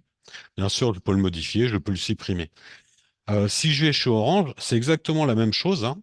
Je peux aller ici et puis dans tous les paramètres, je vais pouvoir créer un filtre, voilà, trier les mails. Alors c'est un peu différent, hein, mais j'ai bien trié les mails et je peux créer une règle de filtrage. Donc pour créer la règle, on a pareil, hein, le nom du filtre. Je vais remettre exactement la même chose, hein, Granny Geek. Et puis on a bien l'objet. On a bien, alors ça peut être l'objet, ça peut être l'expéditeur. Vous voyez que là c'est un peu plus réduit quand même dans le film. Mais si l'expéditeur contient, on va dire, l'adresse granegeek.com, hein, s'il contient ne serait-ce que ça, c'est la fin du nom de domaine, hein, je peux copier ou déplacer le mail. Et là, je vais pouvoir choisir de le déplacer dans mes impôts. Pas très joyeux, mais j'aurais préféré autre chose. Mais on va le déplacer quand même dans les impôts et je vais valider. Ça veut dire que tous les filtres, voilà, vous devez vous connecter à Livebox de votre domicile. Bien sûr, j'ai plus de Livebox, donc c'est pour ça que j'ai plus que 6 mois. Mais je vais pouvoir créer comme ça des règles de filtrage, vous voyez, qui vont me dire, voilà, ça va aller dans mes dossiers. Là, je peux pas parce que j'ai plus de Livebox, bien sûr. Je peux le faire sur Gmail de la même façon. Alors, je vous le fais voir parce que c'est vraiment important de le faire assez couramment. Ici, vous allez dans Paramètres. Là, c'est un peu plus compliqué. Vous allez dans tous les paramètres. Et là, vous avez carrément filtre et adresse bloquée. Vous pouvez même bloquer toutes les adresses que vous voulez, hein. Voilà. Ici, dans cet onglet. Et vous allez pouvoir, pareil, hein, créer des filtres. Alors, c'est ici, créer un filtre. Voilà. Alors là, c'est un peu plus... il suffit que je crée voilà, un filtre de grannygeek.com. Et vous pouvez même choisir hein, le mail. Voilà. Ou qui va à un tel, ou que j'ai mis en objet. Ça, c'est aussi des mails que vous pouvez envoyer, hein. ou qui ne contient ou qui ne contient pas, à vous de voir, dont la taille supérieure, et vous pouvez comme ça créer des filtres au fur et à mesure. Ça, je vous conseille de le faire assez couramment, hein, si vous pouvez. En tout cas, dans les mails principaux, ça les mettra directement un libellé, ça les enverra directement sur ces filtres-là, et ensuite vous pourrez les retrouver plus facilement. Vous avez aussi des règles de filtrage, hein, comme les non-lus, qui peuvent être très utiles. Ça vous met tout simplement vos mails non lus en premier, au lieu qu'ils apparaissent un peu aléatoirement. Voilà, si je suis ici, moi, normalement, les mails non lus apparaissent en premier. Non, ils apparaissent plus. Bah là, on va le faire. C'est-à-dire que j'ai bien dans ma boîte de réception 4 mails. Vous voyez que ils sont un peu disparates. Les non lus, c'est ceux qui apparaissent en gras, hein. On peut créer une règle de filtrage, pareil, dans tous les paramètres. Ici, on a, il me semble, je crois que c'est dans boîte de réception. Voilà, type de boîte de réception. Et on va mettre non lu d'abord. Donc c'est un peu différent, mais je vais mettre les non lus d'abord et je vais enregistrer les modifications. Vous allez voir, c'est pas très long, hein, en plus sur Gmail. Ça me rouvre la boîte et là j'ai bien tous mes mails non lus qui vont apparaître en premier. Ça va m'éviter d'aller les chercher ou de plus savoir. Mais en tout cas, une fois que je les aurai lus, ils vont bien sûr disparaître, hein. Cet onglet va disparaître. Je peux aussi les ouvrir et les fermer. Mais en tout cas, j'ai mes non lus qui vont apparaître toujours en premier sur ma messagerie. Ça peut être très utile. Franchement, c'est des choses c'est des tout petits réglages possibles, mais qui vont vous faciliter la vie pour retrouver un mail ou pour simplement savoir où sont vos mails non lus. Le corps du mail maintenant, parce qu'on a parlé de la structure de la boîte, mais on n'a pas parlé du corps. Vous avez vu objet, hein, dedans. Donc, dans le mail, on va retrouver un peu la même chose, hein. Les destinataires, c'est à qui je veux envoyer le courrier, à qui je veux envoyer mon mail. Je peux mettre un ou plusieurs destinataires. Vous voyez que j'ai mis un petit S. Pourquoi? Parce qu'on peut avoir plusieurs destinataires dans un mail. Attention, quand vous envoyez à plusieurs destinataires, je vous conseille toujours de les envoyer. Si je crée un nouveau message, je vais le mettre en grand pour qu'il soit bien visible. Donc, on a bien A, c'est la première chose qu'on va vous mettre, hein. Et là, je peux cliquer sur le A, je vais sélectionner des contacts qui sont dans ma base de données. Voilà, je peux très bien choisir un informatique, Marcel exemple et Louisette exemple, et je veux les insérer directement. D'accord? Je peux le faire comme ça. C'est-à-dire, je peux aller les chercher dans ma boîte ou je peux tout simplement les nommer directement, hein. C'est-à-dire que je vais mettre, c'était quoi, Alain?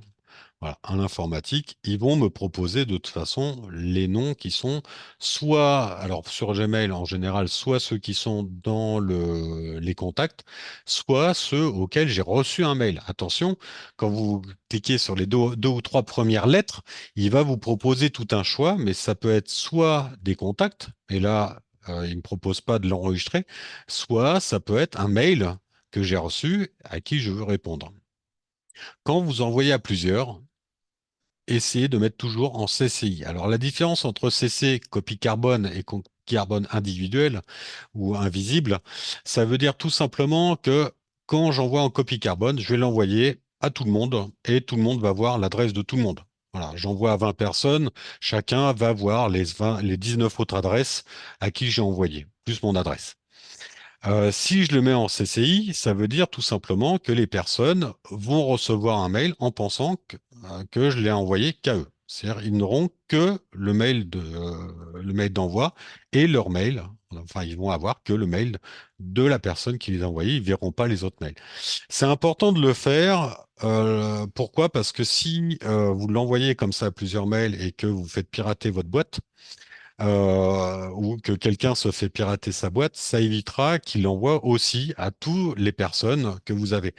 Moi, ma tante s'était fait pirater sa boîte et elle avait envoyé comme ça le mail, comme quoi elle s'était fait pirater sa boîte en CC. Et donc, j'ai eu la surprise de voir qu'il y avait parmi l'ensemble, hein, des gens à qui elle avait envoyé, puisque c'était visible par tous, il y avait un concessionnaire automobile, il y avait une banque, il y avait donc j'aurais pu très bien récupérer toutes ces adresses-là et puis faire un envoi, un mail commercial ou un mail de phishing de nouveau. Donc faites attention à ça. Si elle avait envoyé en CCI, au moins j'aurais reçu qu'à moi et pas autre chose. Quand vous l'envoyez en CCI, je vous conseille aussi, si vous l'envoyez à plusieurs, de mettre votre propre adresse en haut. Voilà, et de mettre tout le monde après en CCI. Pourquoi? Parce que ça va vous permettre de recevoir le mail comme quoi le mail a bien été envoyé et en CCI, chacun va avoir en individuel, donc vous allez être tranquille. L'objet du mail, notez bien l'objet du mail. Voilà, c'est important. Pourquoi? Parce que si vous mettez pas d'objet du mail, ça peut être considéré un spam. Si vous mettez un mauvais objet, alors évitez de mettre voilà le mot de passe hein, ou écrire le message. C'est pas là-dedans qu'on met le message. J'ai eu des mails avec des objets qui faisaient plusieurs lignes. Éviter ça, un objet, c'est vraiment la cause. Hein. C'est quand vous écrivez un courrier, l'objet du courrier, ça va être résiliation du contrat, ça va être bonne nouvelle, j'ai retrouvé mes clés. Enfin, ça va être des choses comme ça. Mais ça va pas être tout un laïus, ça va pas être tout un paragraphe de texte. Donc là, on va mettre résiliation, voilà, ou bonne réception de la pièce jointe. Voilà. Mais en tout cas, nommez-le bien, ça va être utile. Alors, vous voyez, quand il y a un petit truc en rouge, ça veut dire qu'il y a une possibilité de récupérer, de corriger les fautes. Ensuite, vous avez le corps du mail. Le corps du mail, c'est là où vous écrivez le message. Dans un courrier papier, vous faites exactement la même chose. Sur l'enveloppe, vous écrivez le destinataire avec l'adresse avec laquelle vous voulez l'envoyer. Ensuite, dans l'objet du mail, vous allez, si vous l'envoyez à une banque, si vous l'envoyez à une assurance, vous allez mettre pourquoi vous l'envoyez. Et puis, ensuite, vous allez écrire le message. C'est ici qu'on va écrire le message. Voilà. Là, vous allez écrire le message. Ensuite, sur certaines boîtes, vous allez avoir la possibilité d'avoir des styles un peu différents. Alors sur Gmail, vous avez tous les styles hein, qui sont en bas. Si ils n'apparaissent pas, cliquez sur le petit A et vous allez avoir les styles. Hein. Vous pouvez le mettre en majuscule, vous pouvez le mettre en gras, vous pouvez changer un peu la signification. Ensuite, vous avez toujours un petit trombone. Et là, c'est les pièces jointes. Voilà, les fameuses pièces jointes. Pour pouvoir envoyer une pièce jointe, il faut appuyer sur le petit trombone. Ça apparaît partout. Si je vous fais voir une autre, un autre mail, vous allez avoir la même chose. Si j'écris un nouveau message, donc je vais hop, dans ma boîte mail, je fais un retour, voilà, je vais créer un nouveau message. Pardon, voilà, nouveau. Donc là, on a bien l'adresse mail, l'objet et on a bien le petit trombone, joindre un fichier, hein, et la mise en forme aussi, hein, où on a effectivement les mises en forme. Ça, on ne le voit pas beaucoup, mais vous pouvez changer la typo. Alors, évitez quand même. En général, on a des polices hein, qui sont assez récurrentes pour qu'elles soient lisibles. Hein. Donc, évitez de les changer. Vous pouvez changer la taille, vous pouvez changer la mise en page. Pareil, hein, si je vais sur Zimbra, je vais sur Mail, je vais pouvoir créer un nouveau mail. C'est où? Pareil, nouveau message. Hein. Et on a bien toute la mise en page qui est ici. Voilà. Et si je veux joindre, là, on a bien joindre ici. C'est encore plus visible. Hein. Alors, il n'y a pas le petit trombone, mais il y a marqué joindre. Voilà. Je pense que si vous voulez joindre, vous allez directement joindre un fichier. Pour certaines adresses, Yahoo, on est pareil. Hein. Écrire. Voilà. Alors, on va mettre pleine d'écran. Et là, on a bien le petit trombone qui est toujours en bas. Voilà. Le petit trombone, c'est pour pouvoir envoyer une pièce jointe. Sur certaines boîtes, vous pouvez aussi tout simplement déplacer directement de votre bureau vers la boîte et ça vous permet de joindre directement un fichier, hein, une image. Ça peut être utile. Faites attention quand même, parfois, ça peut être joint dans le corps du mail et pas en tant que pièce jointe. Sur d'autres, là on va un peu plus loin, mais sur Gmail, on a cette possibilité de joindre un fichier alors, d'insérer un lien, mais de joindre directement un fichier de son Drive ou de Google Photos. Si vous avez un compte Google, ça peut être utile. Hein. Vous atteignez directement les photos de votre album et là, vous pouvez sélectionner la photo. Vous pouvez joindre de deux manières, soit en tant que pièce jointe, soit dans le corps du mail. À vous de voir. Moi, je vous conseille plutôt en pièce jointe. C'est quand même mieux si on veut le récupérer et vous voyez que ça s'intègre directement dans le corps. Donc, si vous voulez le supprimer, vous avez aussi la possibilité, et ça, on ne le met pas suffisamment, d'insérer une signature. Je vous conseille de créer une petite signature. Une signature, c'est de la part, enfin, envoyé de un tel. Alors souvent sur les téléphones, hein, envoyé de mon iPhone, c'est souvent ce qu'on a, ou envoyé de mon téléphone Android parce qu'ils font leur pub. Je vous conseille, c'est de créer votre signature, hein. Vous pouvez soit gérer, voilà, ici, hein, vous avez géré les signatures. Pour ceux qui ne l'ont pas créé, je vous conseille d'en créer une. Donc là, on va aller directement créer quand vous faites ça. Voilà. Ici, vous avez général et tout en bas dans général. Alors, toujours dans les paramètres, hein, vous avez la possibilité de créer une signature et ça, quelle que soit la boîte. Donc, une signature, vous pouvez en avoir plusieurs. Là, je vais mettre Granny Geek. Je sais pas pourquoi, j'aime bien cette société et je vais mettre créer. Et ici, vous allez pouvoir dire, voilà, voilà, Sylvain Callot, cofondateur de Granny Geek.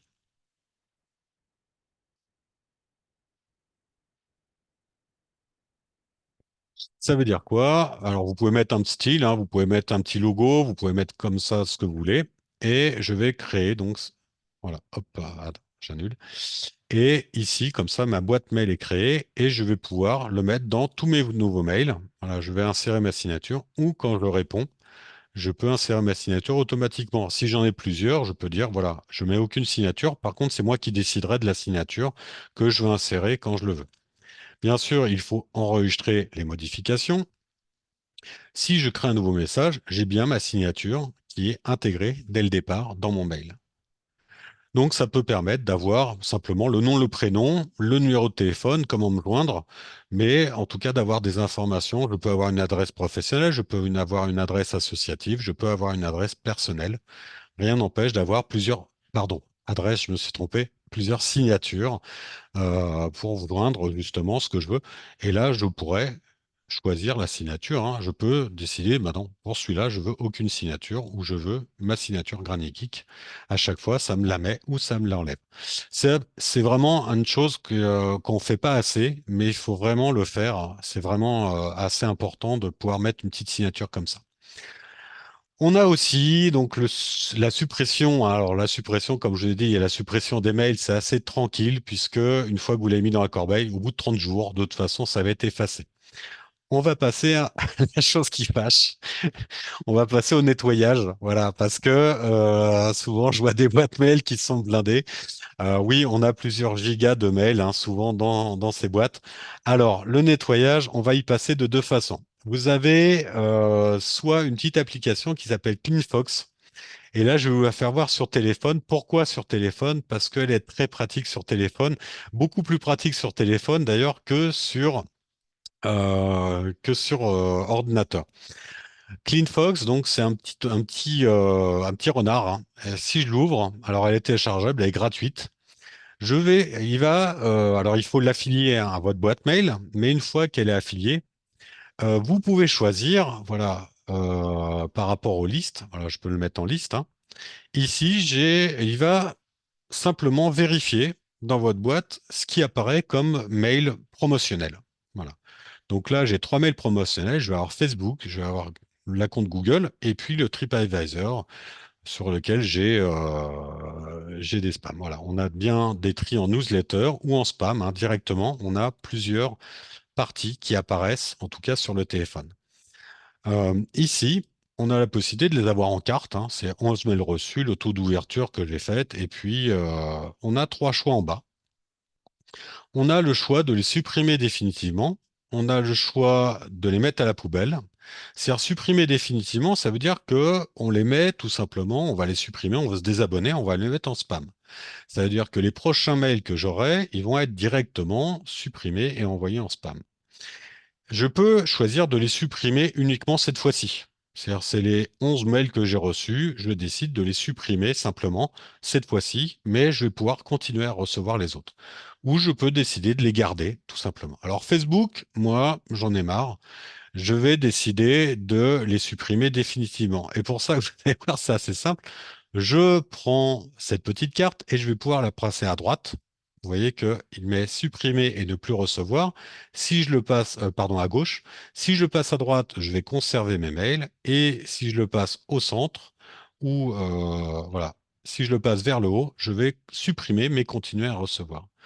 C'est-à-dire que j'ai juste un geste à faire et ça va me prendre mes 11 mails de mode boîte de réception, de mon adresse en tout cas, et de les mettre directement soit à la poubelle. Donc c'est assez facile à gérer hein, au niveau du nettoyage. Ça va me supprimer uniquement tout ce qui est des newsletters. Souvent on est embêté hein, par les newsletters, les mails promotionnels. Donc là je vais décider, ceux-là, hop, je vais les supprimer. Ça me les a supprimés directement. Voilà. Donc tout ça, c'est simple à utiliser, hein. Mais en gros, c'est tout ce que j'ai besoin de faire, hein. Dans voilà, Gongo Tackle, ça, je veux les garder. Et puis TripAdvisor, ça, je veux le supprimer et ne plus recevoir. Voilà. Donc, c'est très simple. En trois gestes, j'ai supprimé tous mes boîtes, tous mes comptes qui sont là. Donc, je vais aller vérifier quand même, hein. Normalement, ça devrait être pris en compte ici, si tout va bien. Alors, savoir si c'est de celui-là ou d'un autre boîte. Alors, c'est pas de celui-là, donc bien sûr, comme d'habitude, je suis désolé. D'habitude, en général, ça marche jamais. C'est exactement la même chose, mais peut-être parce que je me suis trompé de boîte. Je vais voir parce que j'avais affilié à plusieurs boîtes, mais non, il me semble que c'est celle-là. Alors parfois, ça peut demander un peu de temps. Euh, voilà, ça va pas être sur celle-là. Donc non, non, bah à mon avis, c'était sur celui-là. Mais c'est des mails en tout cas. Alors à voir, mais à vérifier. Mais en tout cas, normalement, hein, ça devrait les mettre directement. Alors est-ce que c'est ancien ou pas? Allons savoir, c'est peut-être les non lus, mais en tout cas, c'est un geste utile. Logiquement, ça marche, hein. Je vous promets que ça marche. Mais pour le coup, on va les voir, hein. Et vous pouvez ajouter comme ça plusieurs boîtes mail. Donc là, d'ailleurs, je ne sais même pas sur quelle boîte mail c'était. Il suffit d'ajouter la boîte mail et bien sûr, on va confirmer. Alors, il y a des opérations parfois à faire, mais sur boîte mail, non, c'est bien la bonne. Donc voilà, j'ai encore deux mails à trier. Donc je vais pouvoir voir, hein. Mais c'est les mails à nettoyer et je peux ajouter comme ça différentes boîtes mail. Donc c'est assez utile. Voilà, ma boîte mail est propre et je peux avoir mes statistiques hein, d'utilisation. Voilà, donc j'ai bien un mail en auto-supprimé, un mail qui est supprimé, et comme ça, je vais pouvoir nettoyer plus facilement, en tout cas, les mails que j'ai reçus ou les mails que je risque de recevoir.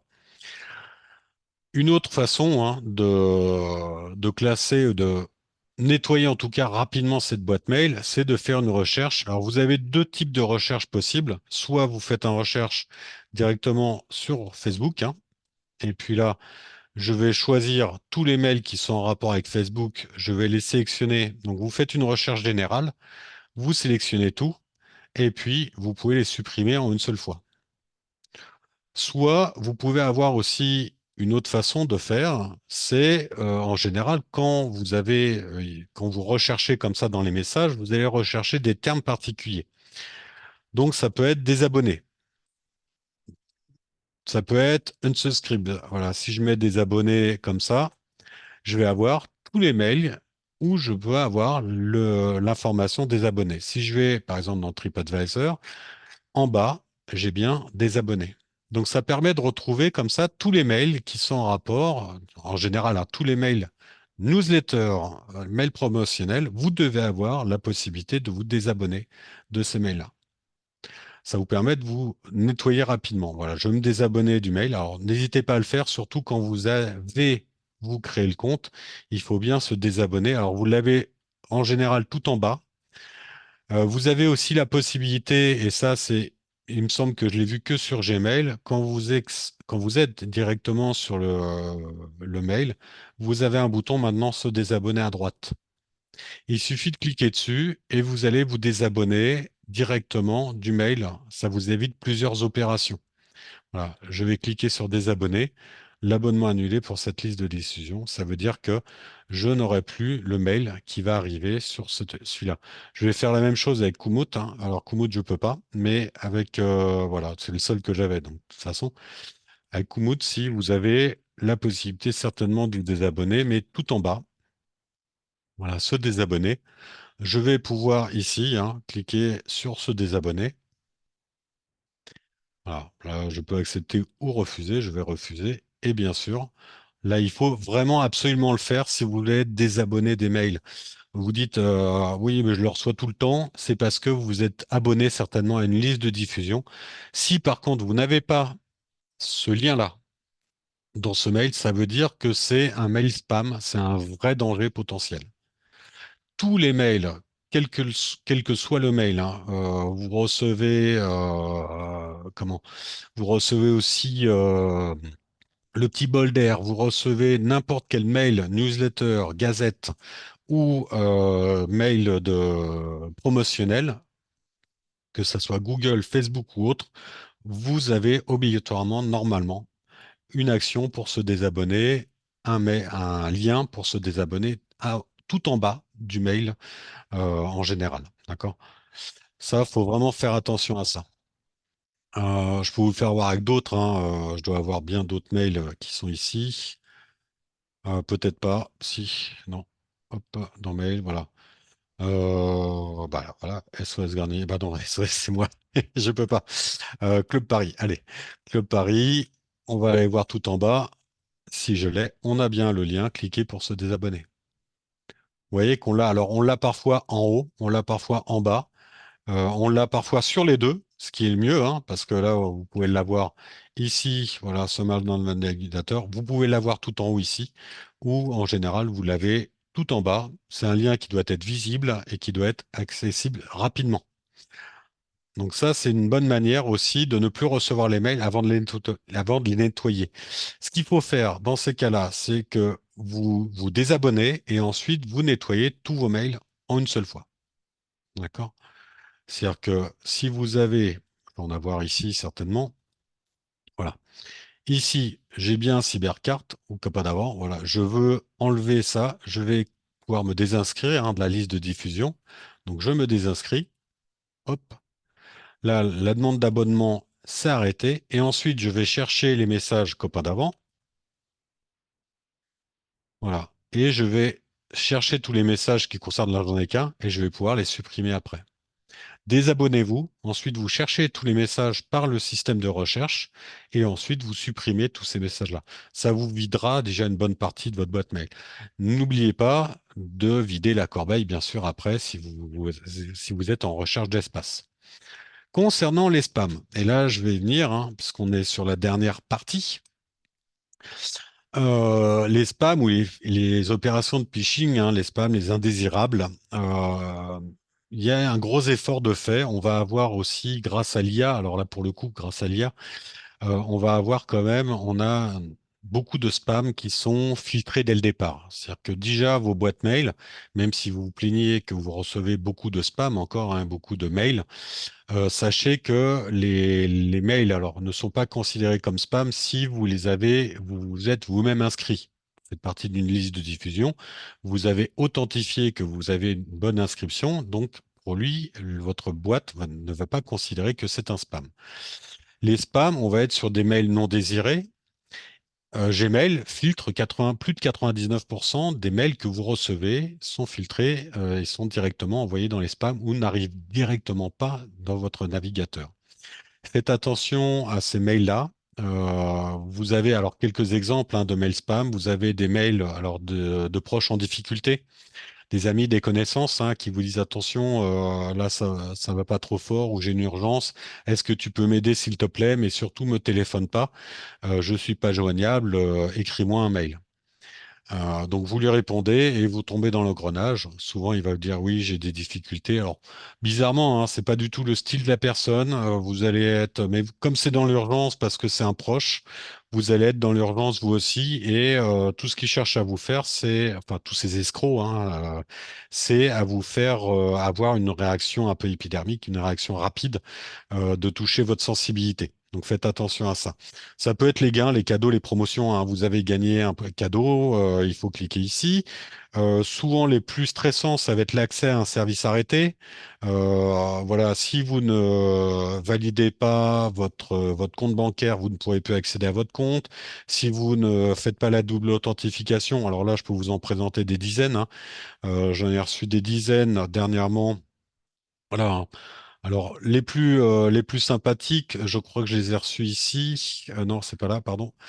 Hop, on va les voir peut-être. J'en ai reçu plein, hein, mais hop, on va aller voir dans les boîtes mail. Qu'est-ce que j'ai ici? Alors voilà, ils t'ont appelé hier, hein. Voilà, là j'ai un mail. Nous n'avons pas pu vous joindre. J'ai un message vocal, hein, bien sûr, du fixe d'Orange. Malheureusement, voilà, du numéro, il s'affiche pas. Et puis, bizarrement, quand vous passez la souris dessus, alors vous voyez que Thunderbird pense que ce message est frauduleux. Donc Thunderbird, et en plus, il me sécurise un peu tous ces messages-là. Donc ça m'arrange. Et bizarrement, quand vous passez sur un mail en spam comme ça, alors là, principalement, vous voyez que normalement, c'est un message texte. Et ma souris se transforme tout de suite en main, alors que je passe normalement sur un texte. Ça veut dire que ce message, c'est simplement une photo sur laquelle on a mis un lien. Alors faites attention à ça. Et ce lien-là, il va me rediriger normalement sur un espace de phishing, hein, tout simplement. Alors j'ai les mêmes, hein. Vous avez commandé une livraison, recevez vos envois. Assurez-vous de vérifier, voilà, France Connect, hein. Nous avons une connexion, alors a eu lieu grâce à France Connect, hein. Si ce n'était pas vous, cliquez ici, bien sûr. Alors, bien sûr, si je vais là, bizarrement, vous voyez que ma main, pareil, hein, se fait directement. Ça veut dire que c'est qu'une photo. Donc ça, méfiez-vous quand c'est une photo. Vous voyez, là, je peux même pas me désabonner. On va, en plus, tout en bas à gauche, je sais pas si vous le voyez, hein, ça va être très difficile à voir, mais ici, alors je vous montre avec la souris, ici, vous allez avoir une adresse mail qui va, enfin une adresse URL qui va s'afficher. Et ça, vous pouvez le faire sur n'importe quelle boîte, hein. Quand vous allez ici, vous voyez que, alors là, c'est Yahoo, mais quand je vais ici, vous voyez, alors là, ça se fait plus. Non, bah là, je peux pas. Je vais essayer de vous en montrer une autre.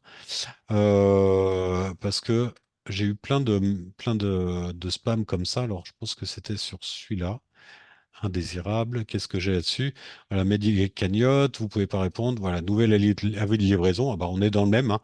Et là, il est encore plus drôle parce que c'est jeudi. C'est pas jeudi, c'est jeudi. Faites attention, hein, c'est des nouveaux jours de la semaine.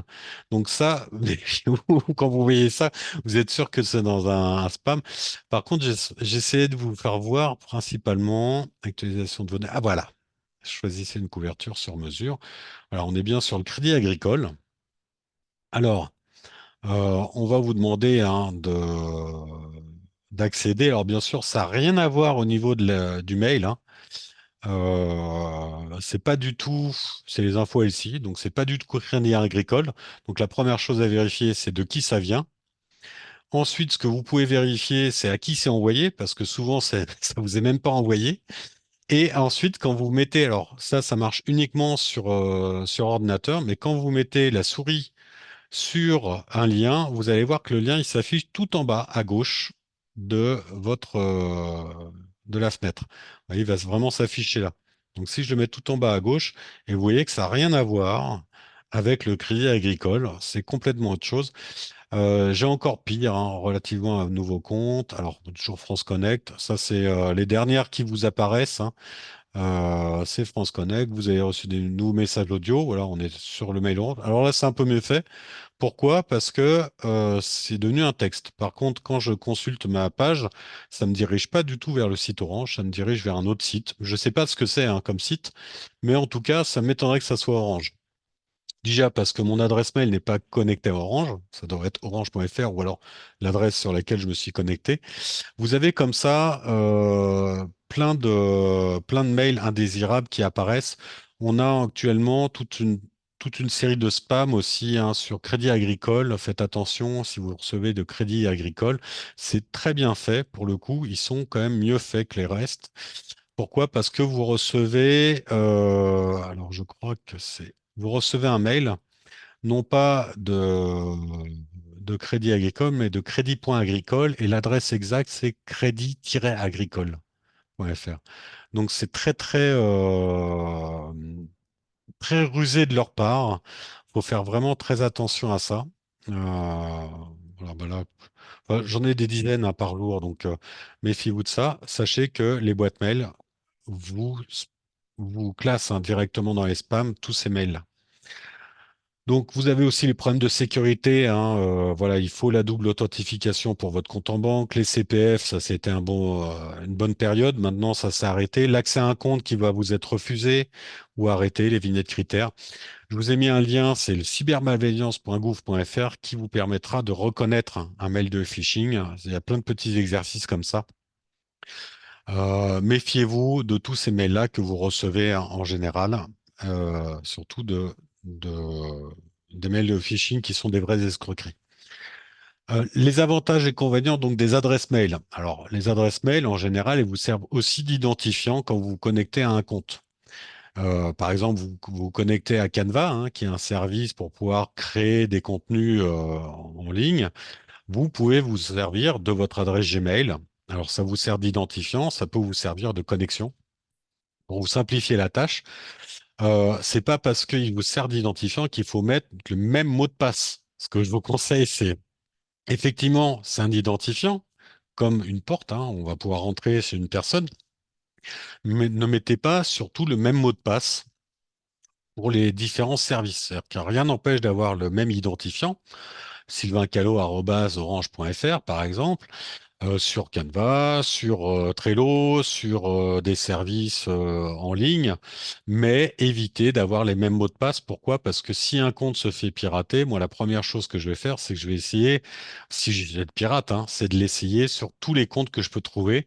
Je vais essayer votre identifiant et le mot de passe que j'aurai trouvé, et je vais certainement accéder à différents services. Euh, donc certaines adresses mail, enfin certaines quand vous créez comme ça des adresses, une adresse mail, en tout cas, ça vous permet aussi de vous connecter à des services. Je vous parlais de Canva, mais ça peut aussi vous permettre d'accéder à un service, un espace personnel d'application. Ça peut vous permettre d'accéder à des services de jeux. Ça peut vous permettre d'accéder à des services pour télécharger des jeux, par exemple, comme Google Play. Voilà, donc faut pas négliger quand même d'ouvrir parfois des adresses mail un peu spécifiques. Ce que je vous conseille aussi, c'est de noter bien vos mots de passe dès le départ et de ne pas faire vos configurations d'appareil par quelqu'un d'autre. Faites-vous accompagner pour configurer un appareil, mais ne le faites pas faire par des services chez Orange, tout simplement parce qu'ils vont vous compter de l'argent, ils vont vous mettre une adresse mail et souvent ils vous notent pas le numéro de passe ou vous n'allez pas le noter. Et ensuite, quand vous allez devoir vous reconnecter, vous ne pourrez pas vous connecter à ces adresses-là. Donc, ces adresses mail aussi vous permettent d'accéder à des services inclus. Alors là, je vous cite Google et K-Drive et Microsoft. Pourquoi? Parce que quand vous avez une adresse Outlook, par exemple, quand vous avez une adresse Microsoft, quand vous vous connectez à votre compte Microsoft, vous bénéficiez de la suite gratuite de Microsoft Office Online. Donc, vous pouvez accéder à tous ces services. Pour ceux que ça ne rebute pas d'utiliser un Drive, vous pouvez accéder gratuitement à tout Office Online, hein, Office 365 Online, c'est-à-dire directement depuis votre navigateur Internet. Vous pouvez accéder à Camel K-Drive, K-Drive qui a aussi des éditeurs de texte, qui a aussi des tableurs. Vous pouvez accéder à Google et tous les services de Google. Euh, Bien gérer aussi sa boîte mail, ça permet aussi de simplifier certaines actions. Je vous ai montré les filtres, hein, mais vraiment, ça va vous permettre de libérer quand même votre boîte mail. Si vous filtrez tous les mails directement à la poubelle parce que vous en avez marre, si vous nettoyez correctement votre boîte mail, vous allez être moins encombré et vous allez avoir à être moins submergé de mails. Donc faites-le régulièrement. Ce que vous pouvez faire aussi, c'est le faire par date. Je vous l'ai pas montré, mais quand vous avez un tri par date sur chaque adresse mail hein, que vous avez, voilà, ici, vous avez la date hein, qui s'affiche ici. Vous pouvez, quand je vais tout en bas, alors là, j'ai pas beaucoup de mails, mais vous pouvez trier des plus vieux aux plus récents. En général, ils vous mettent en tout cas l'affichage de 50 mails par 50 mails. Rien ne vous oblige, voilà, d'afficher les plus anciens ou d'afficher 25 éléments. Voilà, si je peux afficher que 5 éléments hein, de cette boîte, voilà, jusqu'à 5 éléments. Et puis après, je peux accéder aux plus anciens, je peux filtrer comme ça, des plus anciens aux plus récents. Voilà, sur 13, je peux afficher des plus anciens aux plus récents et je vais pouvoir choisir. Alors là, ça marche bien, bien sûr, mais je vais pouvoir choisir de simplement de choisir les 50 derniers et puis par 50, comme ça, j'élimine avec les vieilles dates, hein. On est tombé sur du 2012, là c'est assez récent, mais si je vais sur une autre boîte mail, je peux vous assurer que je vais tomber sur des dates beaucoup plus anciennes. Vérifiez, mais si vous, je suis prêt à vous payer un café, hein, ou à vous envoyer un petit carnet de mots de passe si vous le souhaitez, mais vérifiez votre boîte mail. Je suis sûr que les mails qui ont plus de 6 mois, vous n'allez pas les lire ou très très peu. Donc les mails de plus de 6 mois, allez, on va dire 1 an, 2 ans, mais tout ce qui a plus de 2 ans, vérifiez bien dans vos mails, mais supprimez tous ces mails-là, gardez à la rigueur un ou deux que vous allez télécharger sur votre ordinateur. Je vous ai mis les mails, hein, comment télécharger un mail en PDF et vous allez le stocker directement sur votre ordinateur. Ça va être moins encombrant, vous utiliserez moins d'énergie aussi. Pourquoi? Parce que moins vous avez de mails, moins vous consommez d'énergie. Quand vous avez 100 mails, c'est une lampe de 60 watts, hein, à l'année qui est consommée, je crois pour 1000 mails ou 100 mails. Ça va très rapidement 100 mails, hein. Mais quand vous avez comme ça plusieurs mails qui sont dans votre boîte, à chaque fois, les serveurs sur lesquels sont les mails sont obligés de fonctionner. C'est comme une voiture, elle va plus consommer parce qu'elle va être plus remplie. Si vous mettez des choses dans le coffre, obligatoirement, la voiture va plus consommer. Plus vous aurez de mails, plus les serveurs vont consommer et plus vous consommerez d'énergie. On en a besoin actuellement. Les moins des boîtes mail, bah, c'est qu'elles nécessitent tout simplement un entretien régulier. Il faut vraiment entretenir régulièrement vos boîtes pour être tranquille. Ça peut être contraignant d'avoir plusieurs mails et plusieurs mots de passe. Vous avez des outils, hein, les gestionnaires de boîtes mail que je vous ai fait voir. Pour les mots de passe, vous avez les gestionnaires de mots de passe qui vous simplifient quand même grandement. Vous n'avez plus qu'un seul mot de passe à vous souvenir. Ça vous simplifie l'utilisation.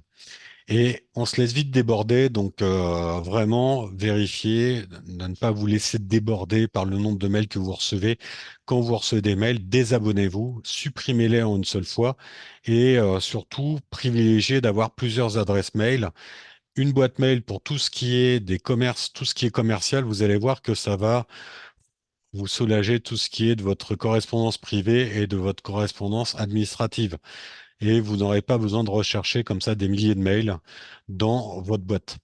Vous avez plusieurs définitions, hein, les définitions d'ICO du geek, les mini-tutos, donc comment rédiger, envoyer, supprimer un email, les options de rédaction d'un mail, créer une signature, enlever un mail des spams, enregistrer un mail en PDF aussi, ça c'est quelque chose qu'on n'a pas vu, mais c'est relativement simple. Il suffit de cliquer sur imprimer et au lieu d'imprimer le mail, vous allez l'enregistrer en PDF et la rédaction d'un mail et sa planification. Pourquoi? Parce que certains services, vous pouvez planifier l'envoi d'un mail. Ce que je vous conseille d'ailleurs fortement sur tout ce qui est des services administratifs. Souvent, on profite du samedi ou du dimanche, hein, quand on est tranquille pour créer ses mails. Si vous avez une adresse Gmail, vous pouvez comme ça. Alors, principalement Gmail parce que voilà, c'est quand même les plus utilisés. Si j'ai envie d'envoyer ici, je peux envoyer tout de suite ou je peux cliquer sur programmer l'envoi ici. Et là, je vais pouvoir, alors bien sûr, il faut que j'indique un destinataire. Je vais me l'envoyer à moi, comme ça va être simple. En objet, je vais mettre test. Voilà, comme ça, il aura tout. Et puis, je vais pouvoir programmer l'envoi. Et là, je vais choisir le lundi matin à 8 heures. Par exemple, si c'est un service administratif, je vais même le mettre à 9 heures ou 10 heures parce qu'en général, à 10 heures, ils ont fini, ils sont arrivés, ils ont bu leur café et là, ils vont pouvoir commencer à travailler. Donc, je peux privilégier de l'envoyer. Voilà, ici, hein, je choisis une date et une heure. Et ah oui, il va me proposer. Et là, je vais pouvoir programmer l'envoi, hein, directement. Donc, ma programmation, voilà. Ici, je vais choisir donc lundi et je vais le choisir à 10 heures. Voilà. Et je vais programmer l'envoi. Alors, ouais, il n'a pas fonctionné. On va faire lundi à 10 heures. À moins que ça l'ait fait plusieurs fois, hein, parce que. Et je prends l'envoi. Ici, je vais avoir mon mail maintenant dans planifier. J'ai bien un mail qui est envoyé. Vous voyez, c'est pour ça que ça, à ça à quoi ça sert le planifier. Et je vais pouvoir avoir le mail qui va être programmé et il va être envoyé automatiquement le lundi. J'ai pas besoin de m'en occuper. Donc, ça peut me permettre de faire comme ça, de programmer des envois quand je vais partir en vacances. Je vais pouvoir programmer des envois, hein, à distance pour être plus tranquille. Et comme ça, je suis serein. L'autre chose que je voulais vous faire voir rapidement quand même, c'est vous voulez enregistrer un mail, hein. Il y a un mail important que vous avez et je veux l'enregistrer en PDF. Ici, vous avez deux possibilités, hein. La plus simple, c'est de cliquer sur tout imprimer. Voilà, vous avez tout l'ensemble du mail ou à l'imprimer. Hop, pardon. Euh, hop, je vais revenir sur celui-là. Voilà. Je clique une fois et je vais pouvoir cliquer sur imprimer. D'accord? Imprimer, alors, soit je peux télécharger le message, mais il va me le télécharger dans un modèle de message qui va être le ML, il me semble. Donc, c'est un message qui peut être lu par les boîtes de réception type Thunderbird ou Outlook, mais pas forcément lisible facilement par vous. Le mieux, c'est de cliquer sur imprimer. Ça va vous créer une impression, hein, possible. Voilà, en attente de communication. Ici, au lieu de choisir mon imprimante, je vais l'enregistrer au format PDF. Et ça me permet d'avoir un document au format PDF. Et si je clique sur enregistrer, qu'est-ce qu'il va me faire? Il va me mettre le titre du mail, hein, c'est-à-dire l'objet du mail, hein, directement ici. Vous voyez, je sais que ça vient de Gmail, je sais l'objet du mail, le titre, et puis je vais l'avoir en PDF directement. Donc ça va me permettre comme ça de l'enregistrer directement. Voilà, si je clique sur enregistrer, je vais aller chercher mon mail, hein, dans mes documents. Alors, il est où? Il doit être en dessous, il doit être quelque part, voilà. Je vais le retrouver, je vais l'ouvrir, voilà. Et j'ai bien, hop, plus tard, et quand j'ouvre mon mail, j'ai Ça bien, s'affiche pas. Ah, voilà. ouais, j'ai bien mon mail qui s'ouvre avec l'ensemble de mon mail, hein, dans un PDF, avec les liens cliquables en plus. Donc je peux recliquer sur les liens pour aller directement sur Internet. Donc c'est une petite manière, hein, de sauvegarder les mails importants sans avoir besoin de les garder tout simplement directement sur votre boîte mail. Faites de la place surtout sur votre boîte mail pour être le plus libre possible. Donc ce qu'on vous conseille, c'est au moins ayez au moins plusieurs adresses mail par sécurité. Vraiment, au minimum, c'est trois: famille, administration et le tout venant. C'est au minimum à avoir. Et vous faites un mail, à la rigueur de récupération, juste pour récupérer une ou deux boîtes mail. Séparez bien donc leurs utilisations, vraiment c'est le principal à avoir. Alors, plusieurs adresses mail aussi pour avoir une adresse de récupération pour la première. Vous mettez l'adresse de la deuxième pour la première et vous mettez l'adresse de la première pour récupérer la deuxième.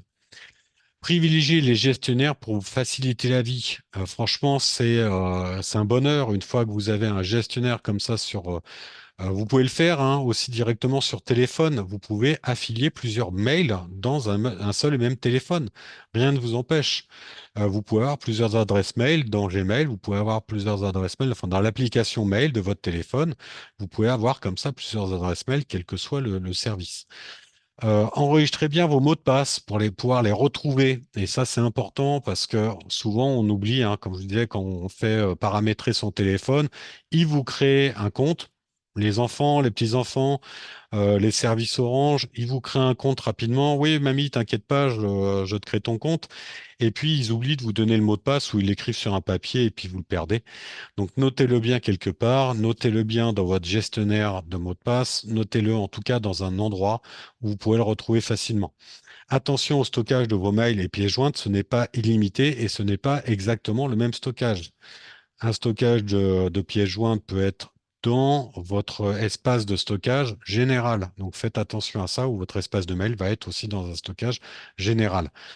Nettoyez régulièrement vos mails, hein, soit par année, soit par filtre, soit par avec des newsletters. Vous pouvez filtrer que tous les mails arrivent de telle personne, que ça soit envoyé directement dans votre corbeille. Et comme ça, vous êtes un peu plus tranquille. Voilà. Je vous ai mis aussi, et ça vous pourrez le retrouver, une petite vidéo des Palmachos sur la Poste. Voilà, que à la Poste. Je parlais de mail, mais c'est du courrier. En tout cas, voilà, je vous remercie en tout cas encore et je remercie Macof Humanis pour vous avoir offert cette parenthèse. Et bah, on va arrêter l'enregistrement. Je vous souhaite bon appétit, on est presque à l'heure, et puis on va pouvoir passer aux questions à poser.